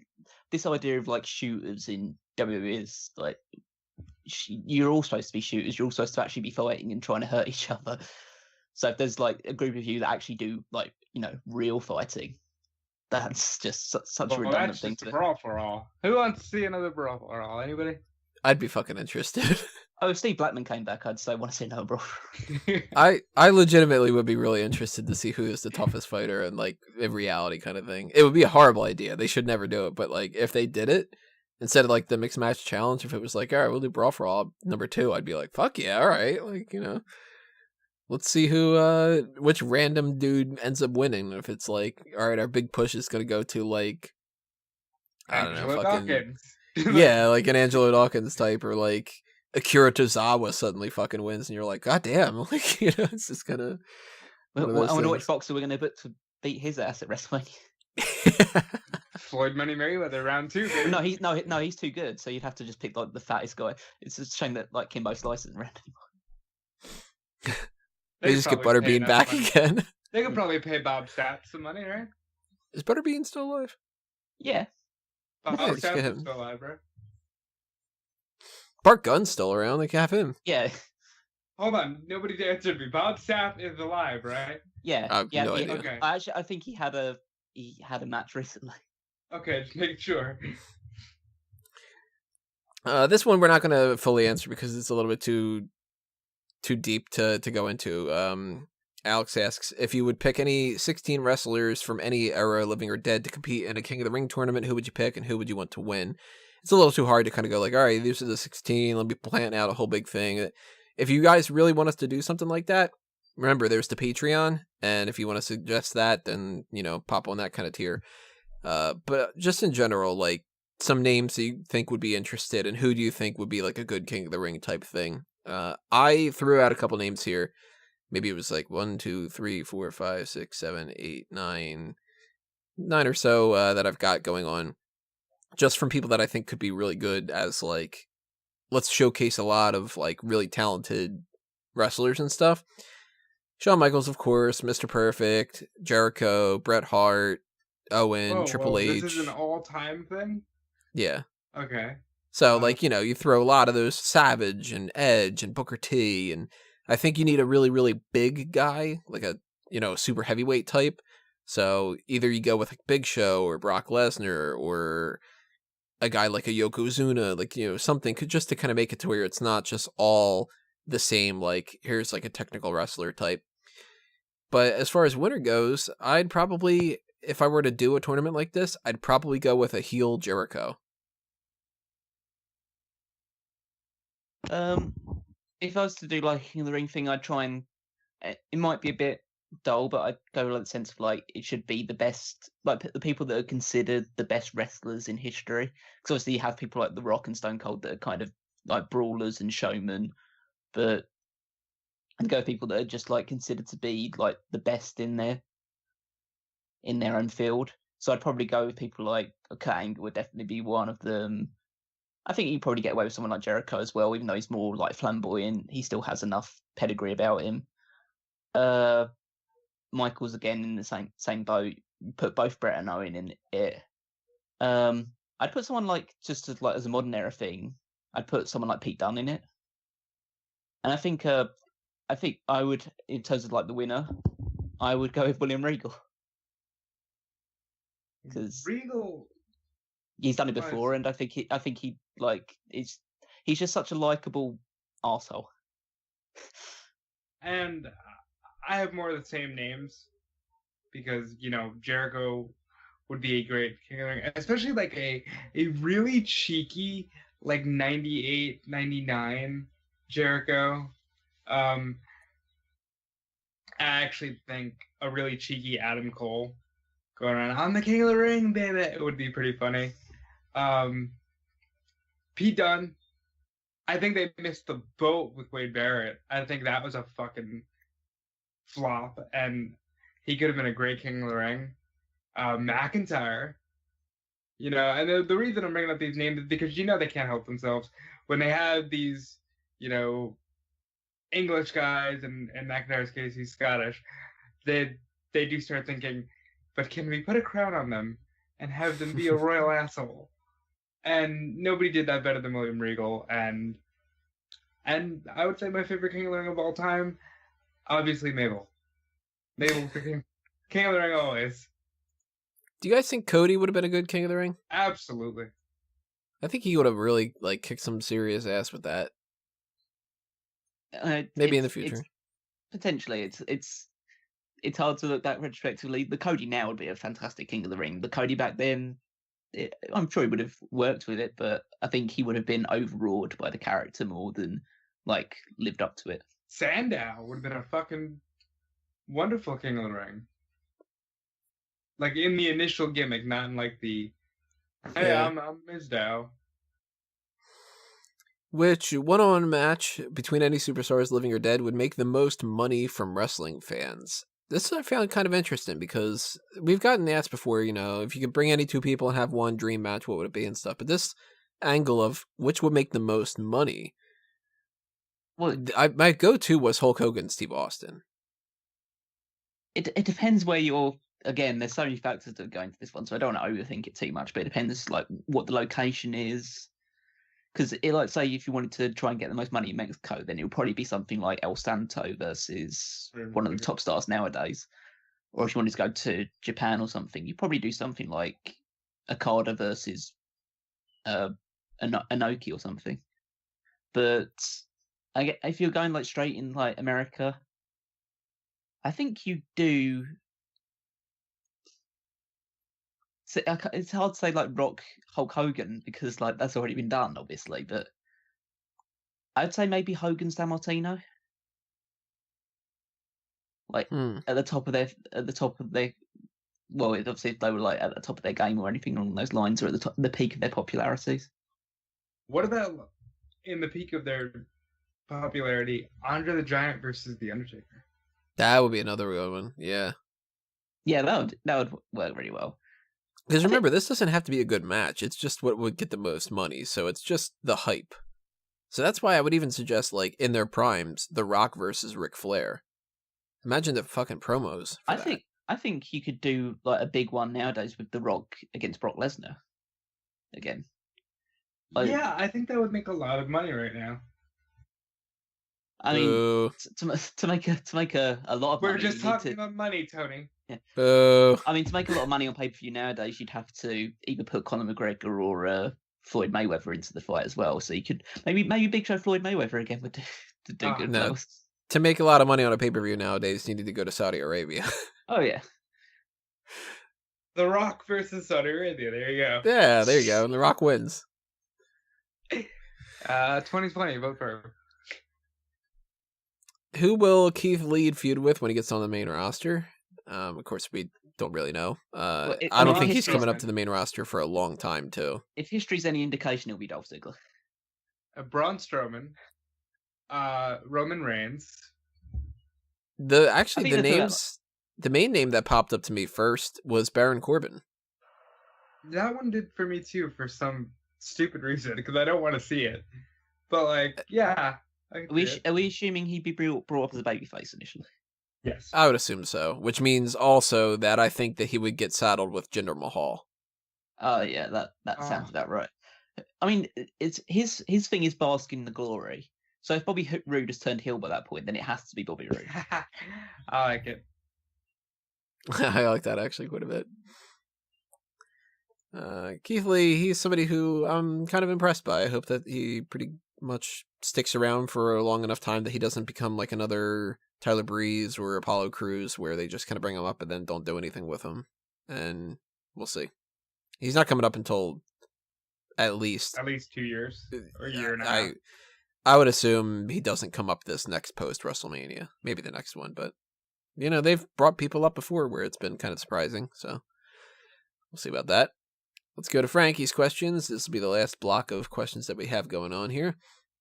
Do you agree with the plan to have Batista main event this year's Hall of Fame? That is a rumor that I've been hearing a little bit. I've been hearing Batista, I've been hearing The Rock, and I've been hearing Undertaker. Those are the three that I've been hearing the most. All three of them work. My money would be on The Rock because he debuted in New York City. I just think it's time. Like, I don't think The Rock ever needs to get back in the ring or do anything with WWE. So have a headline with The Rock. That's huge media for you. And Batista's great. He could be the second. I don't think, Batista needs to have a headline in whatever class he goes in. But I also don't think that they need to continuously we have 7 inductees because you're running out of people. You know? And the fucking Hall of Fame goes on forever. Yeah. I don't think... I say that as we have an hour and a 26-minute long mailbag, but... Well, funny at least. We haven't told stories about Stan Hansen yet, so we can't... We haven't even gotten into snack talk. Yeah. I don't think Batista will main event this one. I don't think it'll be The Rock either, because just because I think he'll want to go into the Hall of Fame in Florida. So he'll wait until WrestleMania's back in that territory to go in.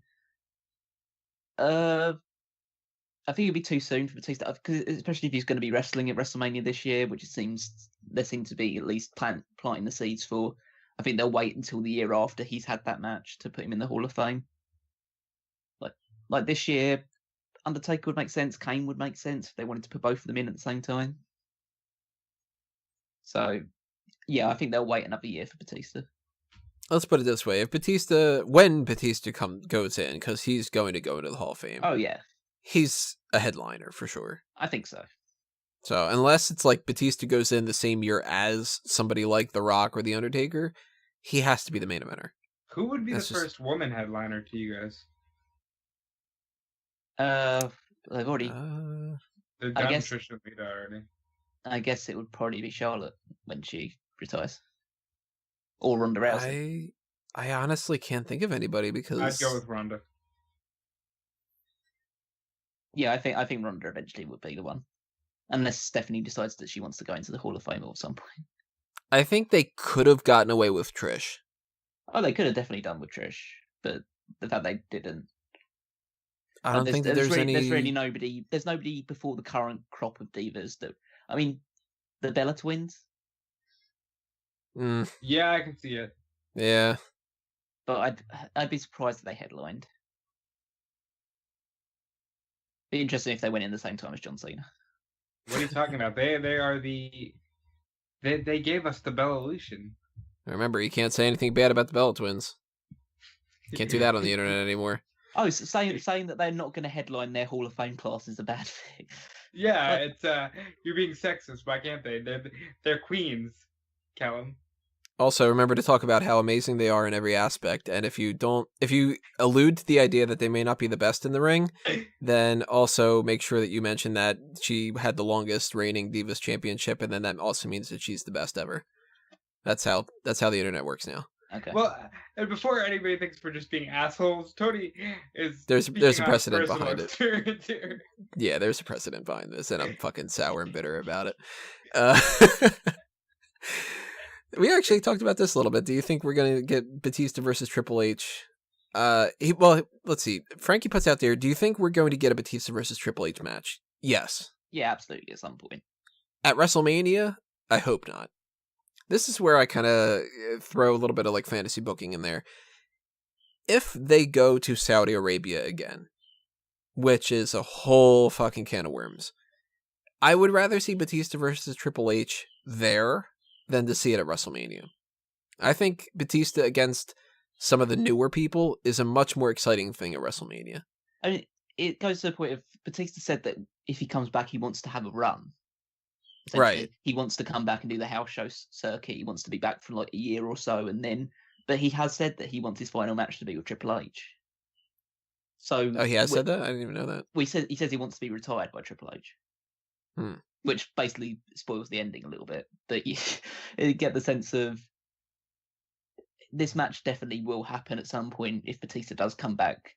But if he comes back on a full-time schedule, then at least we'll get all the matches that we want to see Batista against people that we haven't seen him against before. Like, we get to see the Samoa Joe match, AJ Styles, people along those lines. We get to see, like, maybe a rematch with Daniel Bryan. Then there'll probably be a match with Randy Orton as well down the line. And then you can get to WrestleMania 36 or whatever, and then it's Triple H Batista at that point. Once you've seen all the good matches with Batista, the matches that people haven't seen before they want to see. I think that we might even see this match at Survivor Series. I don't think it'll be that early. They might want to pull something out earlier, and I don't know where Dave is living, obviously, but I know he's big in Hollywood, and Survivor Series is in LA. They could potentially pull this match out for Survivor Series. I think they'd want to stretch out the build a little bit more than that. I mean, I'm not saying it's a Randy match at Survivor Series.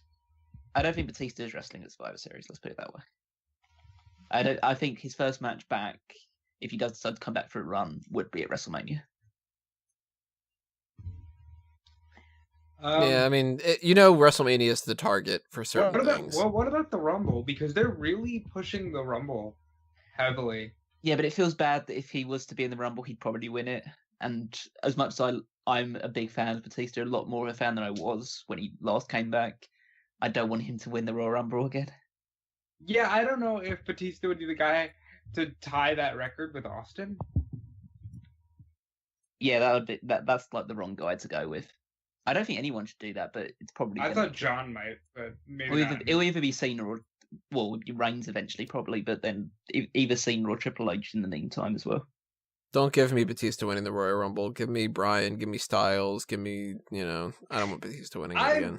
I would love to see the final two of the Rumble be Bryan and Batista, just because they have this wonderful thing with Bryan in the Royal Rumble. I'd love it to be Bryan and Rey Mysterio, just because it'd be just like so. Mysterio would just be so pissed that like this is the worst moment of my career and you're going to ruin it again. Well, but they would have to try to do a 1 and 2 thing, like Mysterio won it from number 2 before, and then you get both of the underdogs in the last 2 spots. I think that'd be really cool.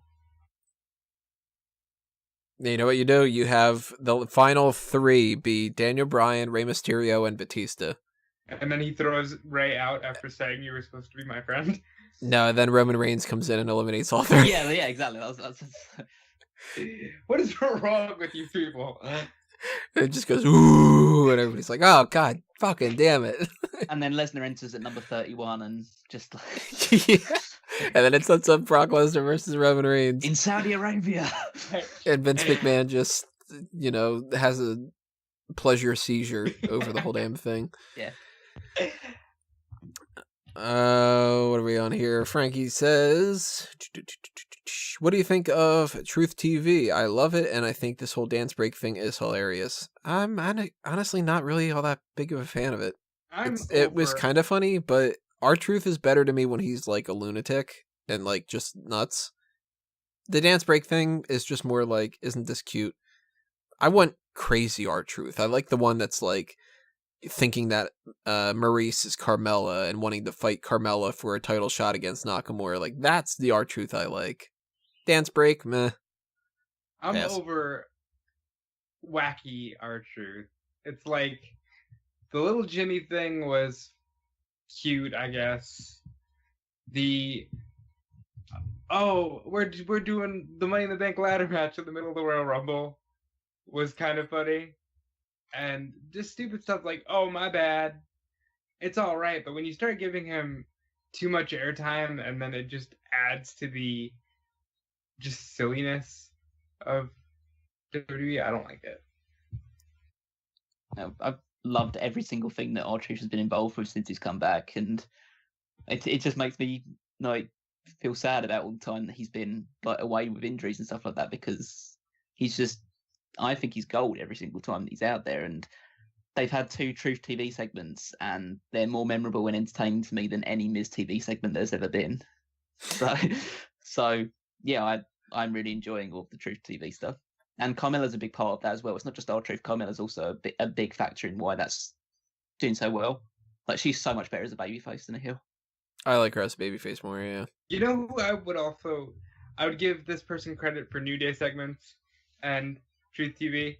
Saxton is such a good dork that, like, you genuinely feel like he's having the time of his life. Yeah, like he's probably, when he eats those pancakes, he's probably just like, these are some fucking good pancakes. Like, this is the best day ever. I woke up, I had pancakes. Like, that kind of thing. TV, this is great. This is awesome. I just, you're passing by the people on the road and he's like, yeah, you can cut in front of me. Have a splendid day, ma'am. Like, that kind of thing. And that's why Rob's the Saxon of our group. Yeah, when you put it that way, I gotta agree. Saxton DeFelis. Do you buy into the rumors that WWE is planning to do a dream match between AJ Styles and Shawn Michaels at WrestleMania 35? I'm starting to. Yeah, why not? You've effectively taken away the whole, well, I'm a man of my word. So give me Shawn Michaels and AJ Styles, please. But it's just a sense of, you don't think they haven't pitched this match to him basically every chance they've seen Shawn Michaels? Yeah, like every time he comes into the performance, they say, hey, were you still thinking about that AJ Styles match, maybe? It's just like, it's either him or Daniel Bryan. His thing was, when I say no, they're going to know that I'm never doing it and not to ask me. And it's like... Well, my one there are 2 caveats to that. One, Saudi Arabia is paying him a shit ton of money, so it's whether WWE want to stump up another $2 million for him to have a match again. And secondly, the match he's having is against the guy who retired him, so it doesn't those feel. Those 4 guys have a lot of history that they're not touching on, which is weird to me. But because all they're saying is, "Hey, remember that Taker retired Michaels?" And it's like they all have history. So I just find that weird. Do you guys ever see the other rumor that's going around now that Undertaker and Michaels will fight again at WrestleMania and it'll be a double retirement thing, which I think is total just nonsense. Well, if you're there for it, will you care? Yeah, it's my 2 favorites of all time. I'll still kind of care, but you know what I mean? Like, I think that that's people running into their like speculative mindset and going with a news report rather than an actual thing. I don't buy into that at all. I think AJ Styles, Shawn Michaels is a much safer thing that they would potentially do, because everybody knows that they want to do it. And they're probably like the type where, they're like, they pass by Michaels in the hallway and they go for like a high five and it's like, hey, HBK, high five me if you want to do the Styles match at WrestleMania. Then it's like, well, oh, you're not going to get into the contract that quick. And it's like, damn it, I'll get you someday, Michaels. Like, I got to imagine that's where it's like. Here's my question with that one. What if that match sucks? And people will act like it was the best thing ever anyway. Yeah, I know. It's a case of like, so what? But it's like it could be bad. Because Michael's already spoken about the fact that he doesn't really want to wrestle with the younger guys. I mean, I know AJ's not exactly like a spring chicken, but he doesn't really want to wrestle with guys that would outpace him because he knows he'll probably get exposed because he hasn't wrestled in, what is it, like almost a decade at this point. I think a lot depends on what happens at Crown Jewel. Because Michael's in the past, he's done this whole like I'm done, and then he starts wrestling, and then he goes, I'm actually kind of feeling a little good. And if he does this and he ends up being well received and everything at Crown Jewel, I think we could see a couple matches out of Michaels. Well, and let's not forget the Bryan match. If they can get if they have Michaels, they're gonna try to shoot for Bryan versus Michaels, teacher versus student. How cool would it be if just like NXT TakeOver Phoenix, he fights Gargano?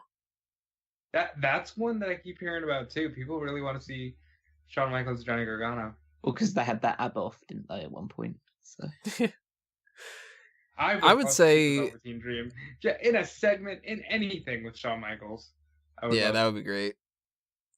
I would say pay attention to Michaels and how he's moving, and that might be a good indicator of what we got going forward. AJ Styles versus Shawn Michaels, I would pencil it in as a potential match at WrestleMania. I'm putting some stock into that. Based off the hot tags, do you think that Paul Heyman would be a good manager for Asuka? Yeah. Honestly, I gotta say no. Actually, I think Heyman, his whole thing doesn't match well with Asuka for me. I think it would work just because Heyman, he's a promoter of fighters, and you can book Asuka as well. Again, I don't really like to talk about the shoot fighter thing, but you can book her as like a lethal weapon essentially. Again, not referring to Steve Blackman, but it's just a case of like she's been presented as so ordinary, and Paul Heyman is, as a mouthpiece, makes like people extraordinary, like Asuka should be, and how Asuka was presented in NXT. I don't like, she wouldn't be my choice for who I'd have Paul Heyman connect with if he sticks around when Brock Lesnar goes away for good. But I definitely don't see it being a negative. Well, let's put it that way. Yeah, like it wouldn't hurt whatsoever. Yeah, but I think that they would choice, need they would need to change Asuka around a little bit. She couldn't be coming out doing the dancey kind of thing and having Paul Heyman. No, she'd need to be. She'd need to be like a lot more serious. Yeah, like a bit more of a killer instinct about her than the cute but deadly thing that she's got going on. Well, do you think, because you weren't on the hot tags with us, do you think they should start looking for managers again? Like, just when you're doing talent scouts, scout for managers. Well, they are doing that, aren't they? They're already showing that they're using managers nowadays again. Yeah, but they're just using people that they already have contracted as wrestlers. Well, that's kind of the smart thing to do. You don't want to spend any more money on this sort of stuff. Yeah. I don't know. There are plenty of really good managers out on the independent circuit that could like have a really good impact on it. But if you've got resources available to you and you've got people that can talk, but you don't want to use as wrestlers, then yeah, I don't see why you can't just like promote from within. You know what I miss? And the last time that they really did this was with Paul Heyman, with the I'm a Paul Heyman guy type thing. But remember how easy things were when Bobby Heenan had the Heenan family? Yeah. You had Bobby Heenan, who was an amazing manager. And like Camp Cornette, for instance. You get one guy or girl, whatever, it doesn't matter if they're great, Zelina Vega's fucking awesome for Almas and stuff. And that person has a group of people that don't necessarily have to be a stable. They can just be a loose association. Yeah, it was like managers had contracts with people and they would trade contracts between each other and stuff like that. Because like you used to have things like presented as kind of real. Yeah, because who was it that was like 94? They were feuding with Lex Luger. It was like Tenryu and like Fuji. A bunch of people. Fuji, they just were like, hey, these are Fuji's guys. And it was like Crush was one of them, wasn't he? Yep. So like you didn't need to make it like, okay, well then here's like the Japanese stable with all the Japanese guys and they're all a team together and they fight constantly with each other. It was like sometimes you've got like the 1-2-3 Kid is associated with the $1 Million Man. And I mean, shit, look at Camp Cornette. We had Owen Hart, the British Bulldog, Yokozuna, and Vader. 2 of them are family members. 2 of them are super heavyweights that ended up feuding with each other over stuff. And that's kind of a fun story to do, too. You get like one manager that can control a lot of people, and then that explains different pairings. You got like this person's feuding with that person, so on Monday Night Raw, they're going to fight a different person from that manager's group. just writes itself. They can compete for tag team titles as groups together. And then when you want to split somebody away from the group, he's got other people to feud with because, hey, you're a deserter from our group, or hey, we excommunicated you and stuff. I'd like to see stuff more along that line. And somebody like an Asuka, she wouldn't need to have like one person that's her manager and her manager alone. She could be in the mix, you know? You know, I don't know who it would be, but I always said, like, they could have easily done something with Heyman back in, like, 2013, where he had Brock as his main guy. He had Punk as, like, his, you know, Side piece. in-ring worker. And then you got a good tag team in Ryback. and then Cesaro. Ta-da! Like, Yeah. Yeah, you're a main eventer, your upper mid-carder, your mid-carder, and your tag team. and you would have some damn good Survivor Series matches with that pairing. If he would have added a woman to the mix, he would have had a potential for every single title. Yeah, it's something that they should consider going forward, of having managers for multiple people. Yeah. And I like Leo Rush in this role, I gotta say. That voice still throws me off so much. Give him Bianca Belair. Give him Manly Hour. give me a tag team, guys. He jumped the shark for me this week. Me? I don't think he was flipping around. He didn't wrestle yet. Well, he's not the Fonz, but he definitely jumped the shark. There you go, guys. So we have spoiler Shark Boy popping up on 205 Live. Oh, shell yeah. So let's kind of get into snack talk, I guess, with this question. And It's, this is would it. you rather? Don't talk about that. I don't even want this question. Skip Would it. you rather eat a bowl of shit once or have explosive diarrhea for the rest of your life? You gotta kind of go with the diarrhea, right? It doesn't specify what shit it is. I quit Smark Out Moment. It doesn't The reason why I kept this in there is because it's like there's a no win on this one. This is awful. Exactly. I couldn't stand.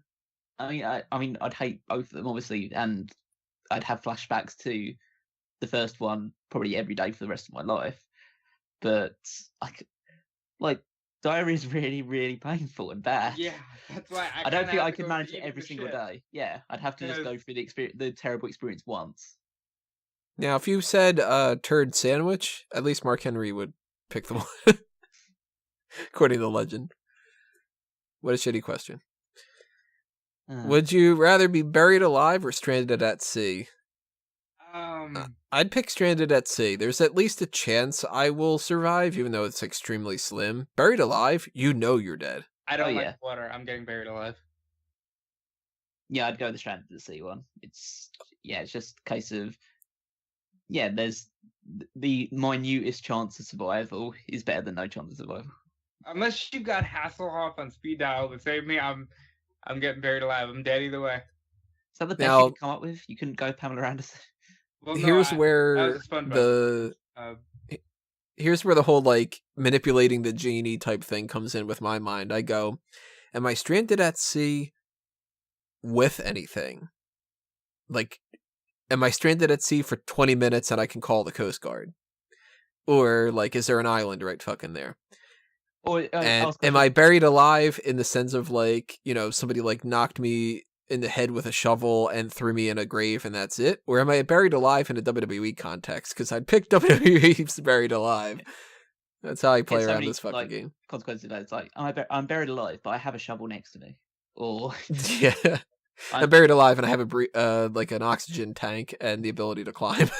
so I'm buried alive, but I have a phone call. I have one phone call, and I can just. Don't give me the like Kill Bill. Fuck that, man. No, I'm not gonna be able to do the Pai Mei trick. All right, here's the true on snack talk. Do you like mint chocolate chip ice cream?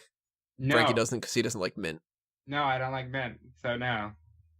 No, I I don't. think it's all right. I don't eat chocolate, so can't do that. Get it, Callum. Get off. Why don't you like chocolate? I don't understand this. It doesn't taste very good. Ah. I can't you're help. so I can't wrong. help how my taste buds are wired. Yes, you can. Fix it. Why don't we take all foods and just like amalgamate them into one big food? Hey, I'm the one who merges things here. But if you get a lot of things like, you know, peanut butter and marshmallows and chocolate and fucking, you can merge those.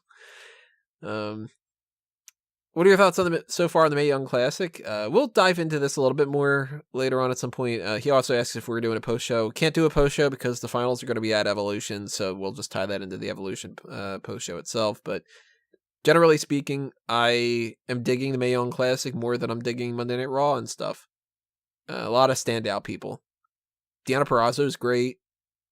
I was really shocked at some of the people that have been eliminated already. Like MJ Jenkins was fun. Oh yeah, I'm surprised. Karen Q went as quickly as she did as well.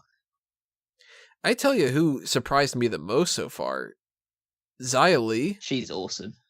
How the fuck did she get so much better like that? She was not anything to look at like a year ago, yeah. In terms of last time around it was like, all right, she's really, really green and whatever like that. She has so much more confidence now. She is so much better with her timing. She's easily the most improved. She actually cared and wanted to improve, I take it. You know, like... Yeah. She's the complete opposite of Tainara Kanchi, who has not improved in the slightest bit. Yeah, she is. It's really awkward to watch her wrestle. See, she would have fit in the era of, well, they look good. She wouldn't have fit in the Undisputed era, but they tried to do that. So. Yeah, she needs to be a part of that Brazilian stable with Adrian Joe and Benoni. Cesar Benoni. Yeah. Benoni. I don't know. Chiquita Banana. That Casey Catanzaro is incredible as well. So, yeah, that was a shock. So I spent some time in Maryland, and they're obsessed with American Ninja Warrior. So I got to see a lot of Casey Catanzaro doing the American Ninja Warrior stuff, and I have seen her work in the Mae Young Classic, and I think she's going to be a big star for them. She's like, I think she's going to be a tiny star, but she's going to go for it. Damn it, Tony! she's so small, but she's like it's so well put together for like an ultimate baby face. She's like the Bizarro Alexa Bliss. Yeah, kind of. She's what, like 4'8" or something like that. Like, yeah, nah, I think they build her at like 5 foot, but I don't think she's even that tall.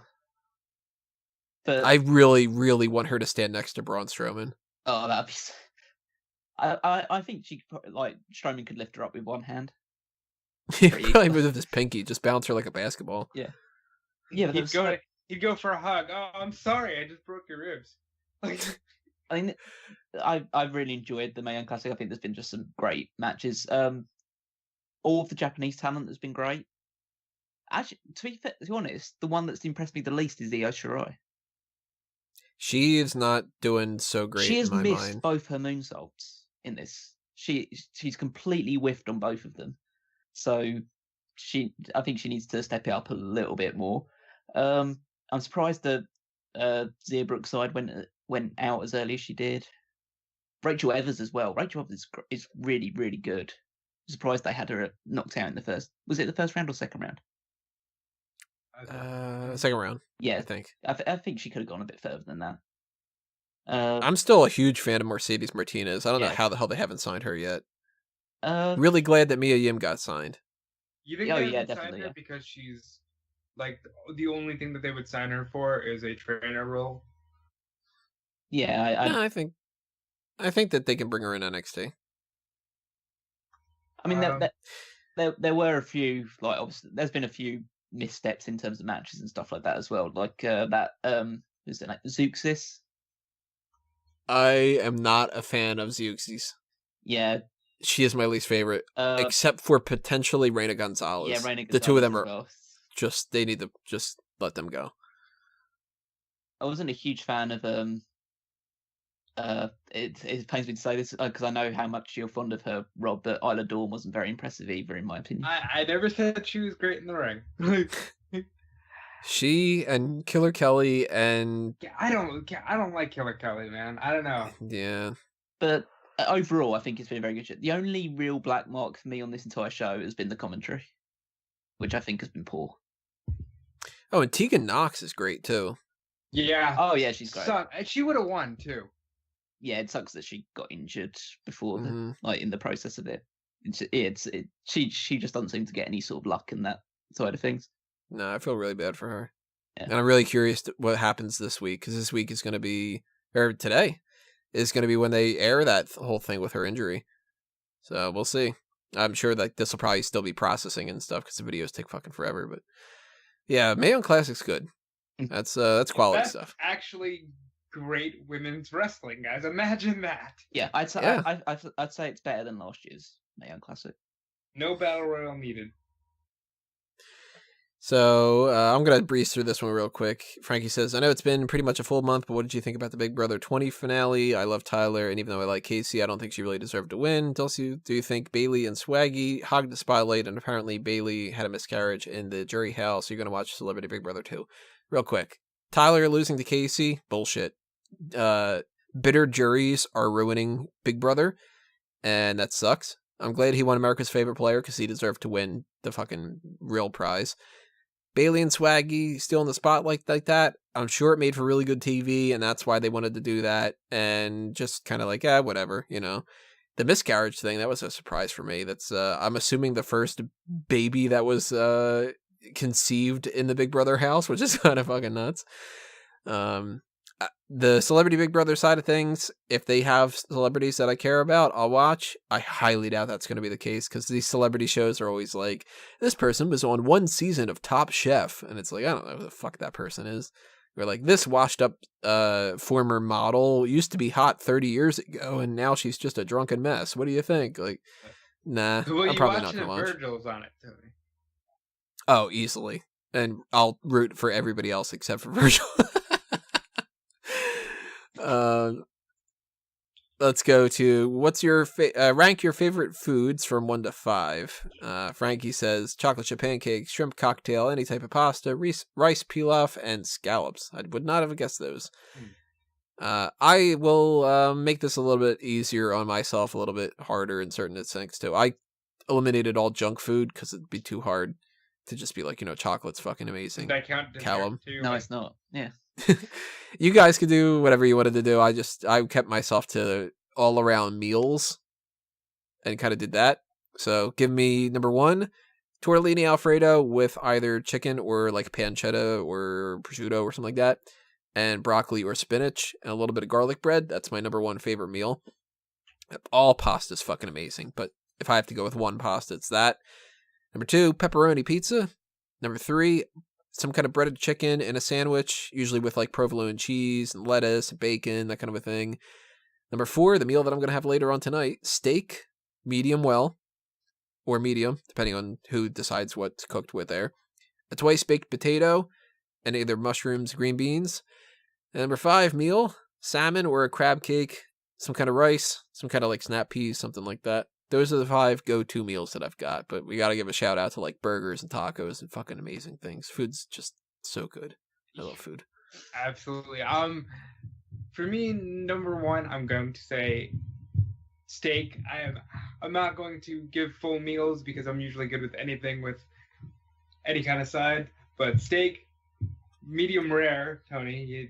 I don't know what this well is, but medium rare steak. Could be great with this next thing, lobster tails, love them. Oh God, I love lobster. Fucking love me some lobster tails. Pizza, obviously. I would also say chicken parm is up there, and woo. I love so much food. It's hard to whittle it Cheesecake. down. Yeah, cheesecake has got to be on that list. Food is fucking great, guys. Go eat some food. Callum? Here's where Callum says, I don't like pizza, I don't like pasta, I don't like chocolate. Give me the shepherd's pie. Yeah, I like prawn crackers and like just pieces of wheat. I just eat pieces of wheat. I don't even wait for them to be cooked into bread or whatever. No, I mean, I'm not a huge fan of pizza, so it's not going to be on the list either for me. So, but in terms of like a pasta dish, like I would include pasta because I do eat plenty of pasta, but I'd go with spaghetti bolognese. That's my favorite. I was going to say, if you go with pesto, I'm going to kick your ass. God, your foot must be pretty long if you can reach all the way over here. I'll book the trip. Let's see what else. This is gonna sound like basic bitch food, but I'm just a fan of ham and cucumber sandwiches. So I eat those as often as I possibly can. I didn't even know that was a thing. Well, it's just like it's a ham Really? sandwich where you just put slices of cucumber in. It's not that complicated. I just had a flashback to Moonraker where Drax says, "Can I fancy you for a cucumber sandwich?" And the first time I saw that movie, I was like, "Oh, this is a joke, right? Like, who puts cucumbers in sandwiches?" It's and that's the only thing. It's very British. Yeah, it didn't register to me that it's like, yeah, British people eat differently than, whatever, that kind of thing. But I legitimately just pictured like some dude in the kitchen cutting up a cucumber, throwing it on bread, and being like, "Ah, fuck you, James." Like, that kind of thing. You can't go wrong with a good sandwich, though. Like, especially like an Italian sandwich with like provolone and capicola and prosciutto. All good. So what else? I'm a big fan of chicken Kievs, which is essentially just like breaded chicken with garlic butter in the middle. Oh, that sounds That's good. Yeah. Steak. I like rare steaks. Damn right you do.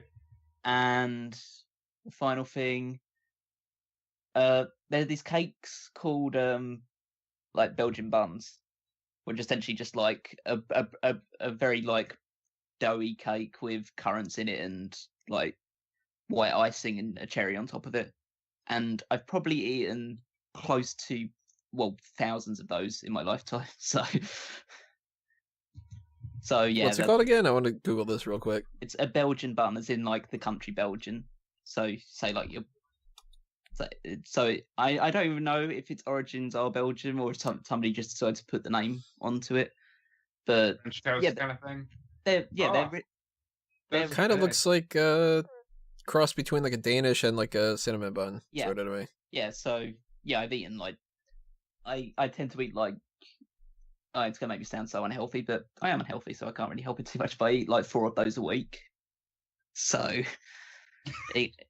that's me like cutting down. I used to have like 8 of those when I was a kid. Damn. So Callum knows how to eat, guys. Well, as long as you're eating the same thing, but it's as long as you keep pizza and chocolate away from me, then I'm usually fine. So many things wrong with this. Oh, I see one that's chocolate. Oh, that looks good. Not for Callum, but for me. Yeah. Speaking of chocolate, are you someone who enjoys giving candy to the kids on Halloween? I have a yes and a no for that. I don't like doing the work of like, I got a dog, so every single fucking time somebody rings the doorbell, it's like, whoa, whoa, whoa, whoa, whoa, and it's like, oh, god damn it. So I've always had a dog, so that's always been a pain in the ass. And I don't like getting up and having to, stop in the middle of working and all that. But it is fun to have like the kids be super excited and stuff. And I have a story that I always go to every time that I'm thinking of this. A couple years ago, I had 2 different containers for people to pick from. I had one that was filled with all like Snickers and Kit Kat and like chocolate based stuff. Then I had another one and it was like, say like lollipops and I don't know, like the sugary type things. So I was going up and I was like, opening up my door and I had both of them out and I would tell the kids like, hey, do you want to grab something from the chocolate side or do you want to grab something from the sugary side? And usually the kids would be like, oh, like I want like a Reese's peanut butter cup or like whatever the case may be. This one kid just goes, I want sugar! Top of his lungs, eyes fucking bulging and all this. And I was just like, God damn, dude, I don't think you fucking eat anymore. Like, it's different with Halloween, obviously in the UK. It's not as it's still like followed and people still get involved in it, but it's nowhere near as popular as it is in America. So I don't remember the last time we had trick or treaters come by the house. So obviously it's good to just make them happy and like they can rot their own teeth if they want to and stuff along those lines. But yeah, it doesn't happen as often here. So I don't know. I tend to just, if it's fun for kids, that's great. I'm not the biggest fan of kids. Sorry, But like, Neither am I. I also have nieces and nephews, and it makes them happy to dress up and get candy. So more power to them. I'll probably throw on my Spider-Man hoodie that I have, the costume hoodie I got for free, and be like, oh, I dressed up as Spider-Man, whatever. I like messing around with some of the kids too. Like if they're clearly dressed up as a Power Ranger and be like, oh, look, it's Superman, and then they'll be like, I'm a Power Ranger, damn it. Like, like that's kind of fun. Any scenario where I can be a jerk, it's kind of fun. Yeah, we're great people here at Smark Out Moment. What is the strangest conversation you've ever heard from strangers? My go-to, these two that I could think of. I'm walking in the hallway in high school, and there's a group of people talking about how this one person wants to get into a fight with somebody. And he says, quote, I'm going to eat all his chicken, yo. All his chicken. And I was just like, wait, what the fuck is that? Cut to a year later, I'm in college walking through the campus, and I'm behind these two girls talking about how they want to get into a fight with somebody, and how the one who's going to, show up later and just like jump with the girl and whatever. And she says, and I still have even less context for this one, I'm going to go rump roast on her ass. Okay, well, that one I can maybe shed some light on. So there is the acronym HAM, which is just hard as a motherfucker. Oh yeah. So maybe that through like she's going through a buffet here. It's like, oh, I'm not gonna go ham on her ass. I'm gonna go rump roast on her ass. Extra. I'm gonna go rump roast on her ass. And then her boyfriend's gonna eat all the chicken, and it's like that one I don't know. Maybe that was going to be the way he would get this guy to fight him. It's fucking chicken. Well, then eventually There Will Be Blood comes out, and the guy's insult is, I'm gonna drink your milkshake, and I was just like, am I missing something here? Is this like some kind of thing where it's like intimidating to just kind of be like, yo, I'm gonna fuck you up, I'm gonna punch you in the face so hard, I'm gonna eat your chicken, I'm gonna like cut to the image of the 2009, maybe 2010 John Morrison shirt that says, we're gonna eat your lunch. Like, sure. There's my go-to. I can't think of anything else for sure. I'm sure I've heard a lot of other weird things, but what do you guys got? You go first, Callum. I gotta think of one. Oh, you expecting me to come up with one off the top of my head? It's just I don't know. Yeah, you seem. I don't tend to be extra. I walk everywhere with headphones in, so I really don't listen to other people's conversations. So do I. If I can avoid people, I'm absolutely going to. I do the opposite. I want to listen to their weird ass conversations, and then I want to try to like chime in. Like if somebody goes like, yeah, well, I was talking to Sandy the other day, and she said that was a good idea. And then like I love to do stuff like mutter under my breath, no, Sandy thinks it's a good idea, and like see if they turn around, like that kind of thing. Fucking Sandy doesn't know what she's talking about. I always wish I could stumble into like these conversations where somebody just walking past and they just say something like, and his dick was this big, and just like just hope that something like that can come up with, or something, or saying like, or you just. I would love to just be like in a doctor's office or something, and just hear someone going back and just saying like, yeah, I'm sure it will grow back, or something along those lines. And then you just want to follow those conversations for the rest of the time. But yeah, it just doesn't happen enough to me. I have to see that's where you take the initiative to be that guy. Yeah. And to do that for other people and walk by and just kind of be like, so I told them if I was going to kill any more kids, it would have to be done really quick. And like somebody just wait, what, did I just hear that right? Like, and then so the house I live in is super religious, so I'll randomly hear something like, yeah, and they watch a lot of religious soap operas, so you'll be like, yeah, and they stuck the knife through this one, and they killed this one like that, and you just be like, wait, what's happening here? So there's a lot of that for me on a daily basis, but typically I try not to pay attention to other people's conversations. The two best areas, I think, if people want to listen to like random conversations, go to either like a food court in a mall or walk around like Walmart. And you're going to hear people that are like trying to wrangle up their kids while they're on the cell phone and they've got a cart in front of them and they're like, Yeah, we're out of raisins, and I thought that you were going to get that mole checked out. Like different things like that. Final 2 questions here. What movie, show, or video always makes you laugh no matter what? The first 10 seasons of The Simpsons and Robin Hood Men in Tights. That's such a great movie. Fucking amazing. My favorite comedy of all time. Tony has great answers for things. There is the YouTube video.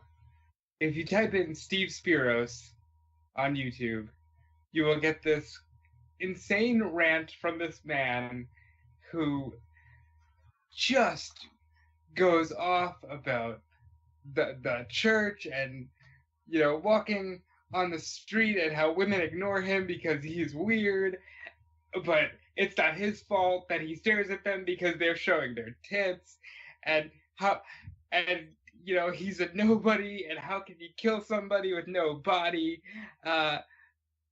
It's hysterical every time for me. Go on YouTube, type in Steve Spiros, you'll have a good laugh, and that would be my go-to. There's a few bits and pieces. There's a YouTube video called "The History of Japan" by Bill Wirtz. He's amazing. fantastic. Yeah, like he also does one in the history of the entire world, I guess. And those videos just crack me up all the time. His songs in general are very funny. Yeah. There's the Welcome to Chili's Vine. Like, if I ever see that Vine, then just like burst out laughing. You know, the guy that like just walks into the bathroom in his underpants and just goes like, "Hi, welcome to Chili's." I don't think I've seen that one. Oh, you definitely see. You would know if you've seen it. In terms of TV shows, I've been watching a lot of been catching up on a lot of Red Dwarf recently, which is like a big like British sitcom. It mainly took. I mean, it's still currently going, but it mainly took place in the like late 80s, 90s, and it's some of the most like clever comedy I've ever like seen put together. So that's a big one for me as well. And our final question: what is the scariest non-horror movie? Well, I could only think of one answer, and it was my first answer that I could like go to: A Clockwork Orange. What classifies technically as a horror movie and what isn't a horror movie? It's No, I mean there's different genre versions of horror, like subgenres. You got like thriller types, you got psychological horror, you've got slasher films, gore porn, that type of thing. Well, I think it's pretty obvious what the scariest non-horror movie is. It's Willy Wonka and the Chocolate Factory. Like that scene in the tunnel. That is pretty fucking yeah. Like that's a good answer. If you're a kid watching that, then that will fuck you up for life. Just the minor tweaks on that, and you've got a horror film for sure. Oh yeah, and then you put Johnny Depp in the role, and then you really do want to like kill yourself after you watch it. Oh yeah. Oh yes. The scariest non-horror movie. I'm almost tempted to say documentaries about this past presidential election. Documentaries about life. Because, you know, that... Oh yeah, the news. You just put on the news. That's yeah, the news is legitimately one of the most scary things to watch, but... See, I don't know.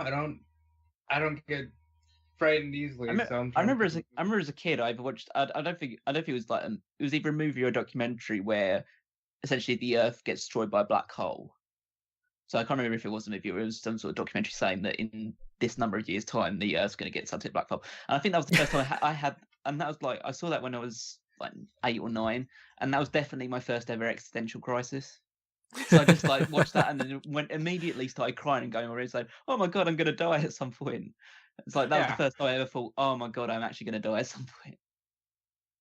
And there is nothing scarier than real life, folks. Yeah, and we are all going to die. That is why bald Shawn Michaels is terrible. It's the realization that at some point you're going to die. Yeah, because at that moment your childhood dies, and then you realize, oh, the only thing's left is for me to die. Yeah, let me just shave my head and jump off a cliff while I'm at it or something. Alright, everybody, that's the mailbag for October. We are, of course, going to do one in November, so, you know, enjoy it. You never know, the black hole might pop up again.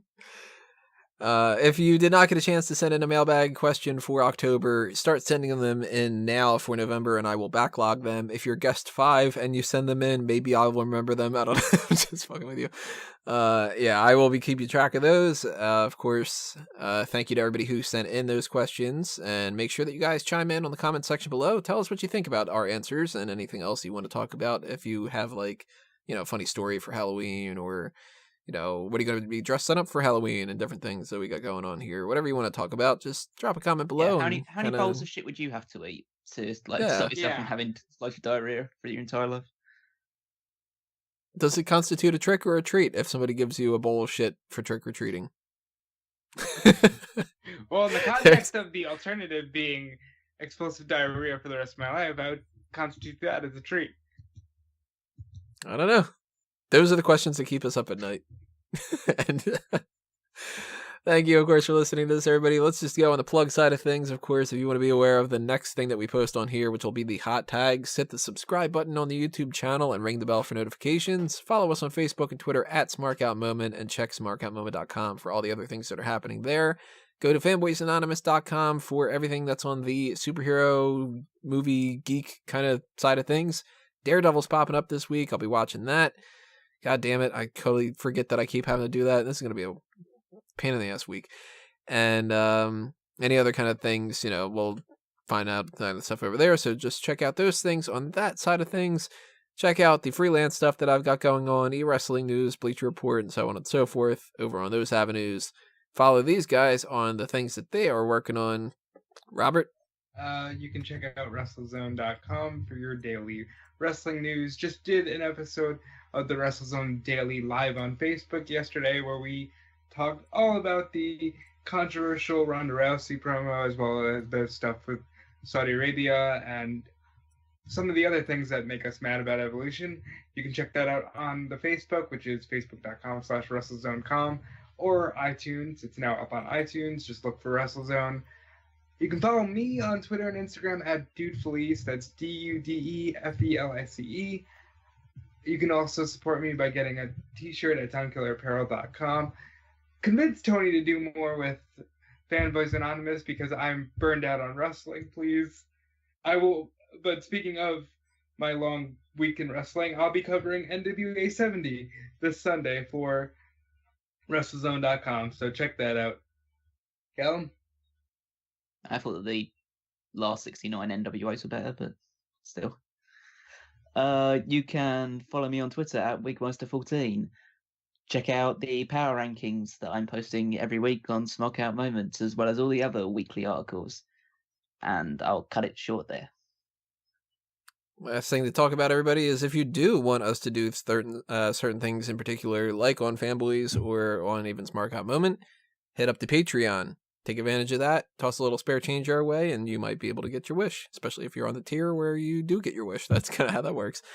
And another thing that you guys should be aware of is if you want to buy a t-shirt or some kind of merchandise side of things like that, then you can do that on TeePublic or Redbubble.